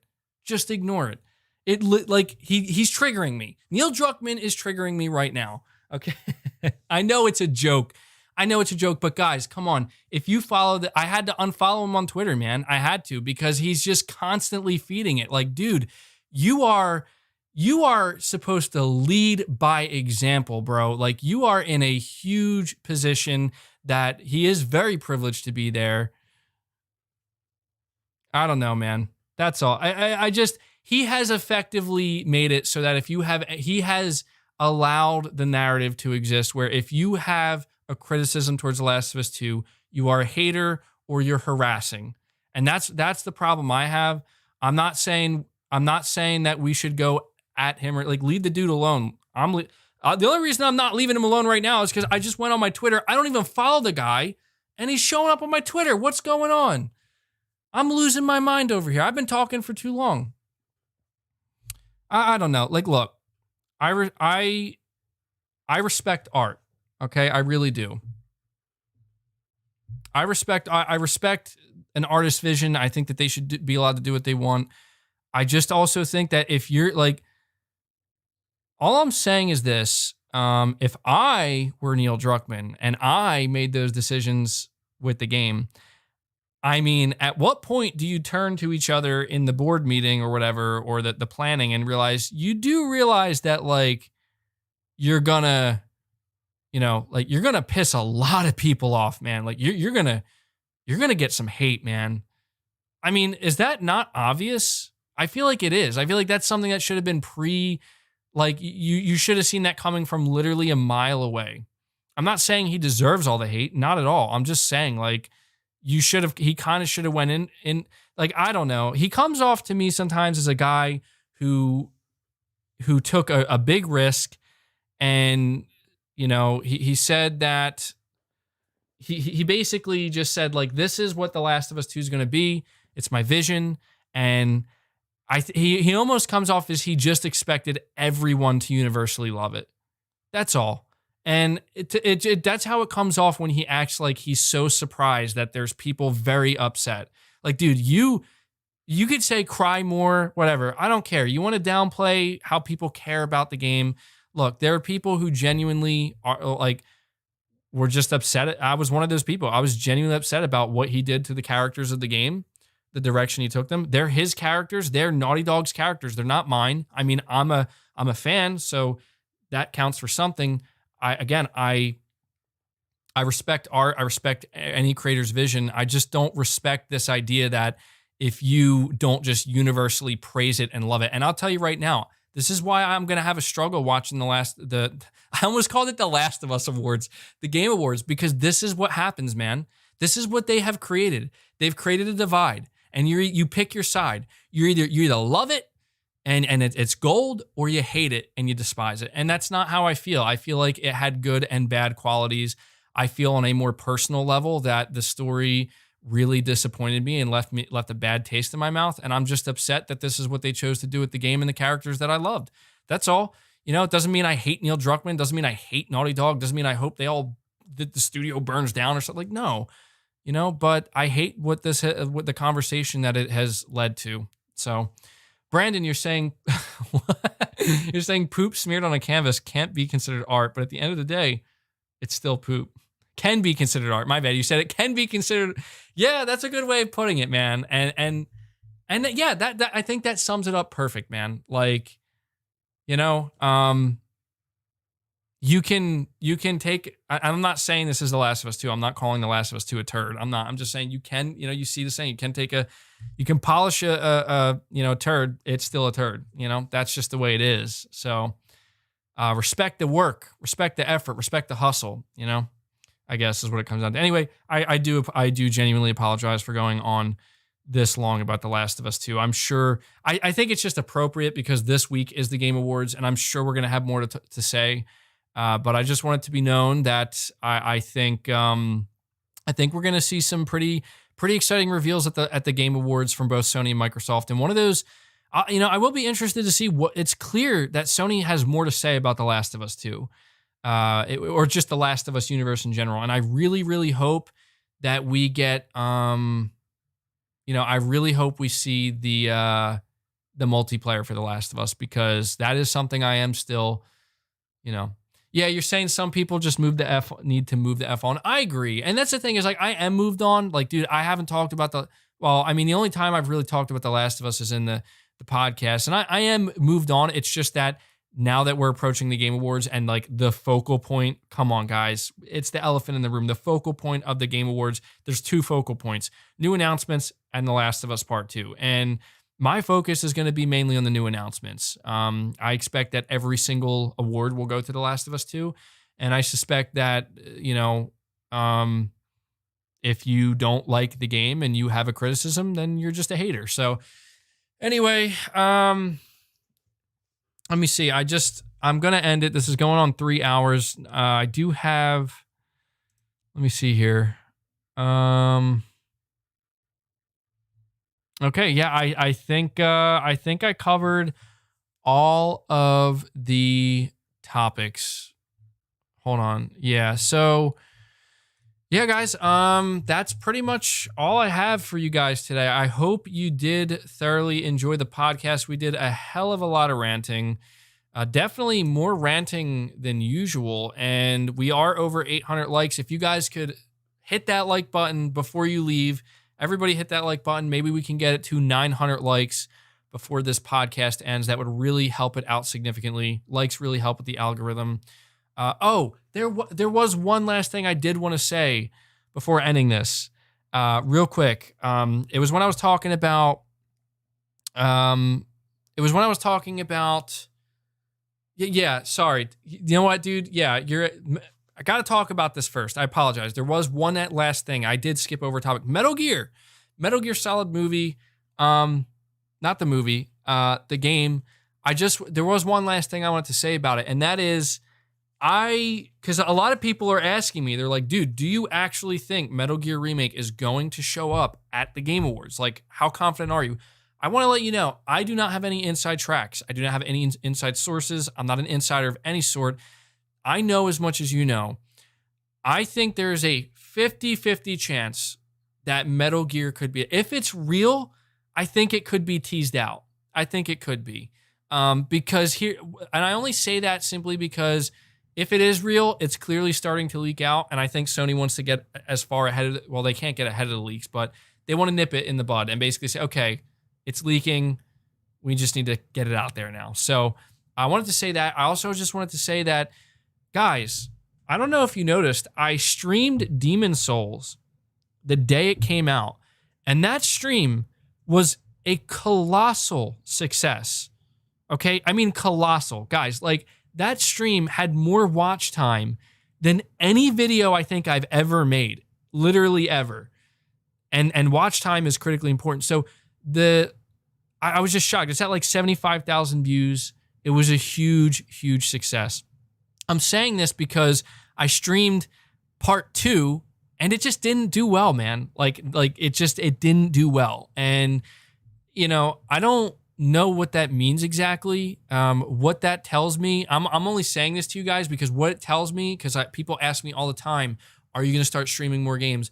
What it tells me is that I think I will try to make more of an effort that when new games come out, not for every game, but when new games come out, to try to stream my first part, the first part of that game, like an initial playthrough, part 1, basically, because again, I don't want to continue to stream games that like it's people are there one day and the next day they're just not, like they're not interested anymore.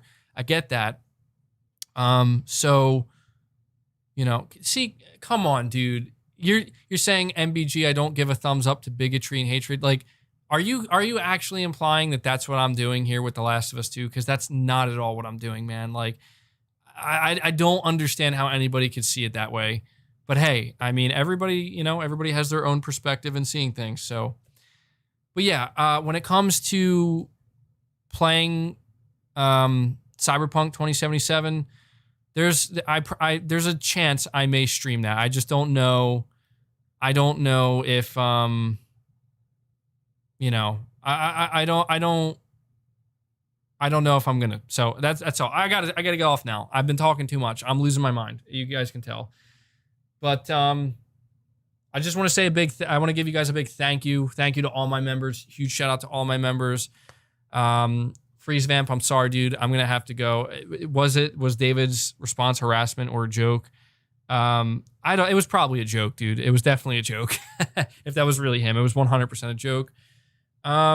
But all right, guys, I appreciate all the support. Huge shout out to all of my members. Big shout out to all of my higher tier members. You guys are awesome. Thank you. A huge shout out to Devil Shooter 126 for doing the timestamps and just making my life easier. Really appreciate that, buddy. Huge shout out to you. We will be doing the podcast next Sunday, same time, same place, as long as everything goes well. And make sure you guys tune in to my stream of the Game Awards, because I'm going to be streaming them. It's going to be a good time. I'm pumped. It's gonna be really good. So tune into that. But that does it for episode 42 of Press X Podcast. So until next time, guys, take care.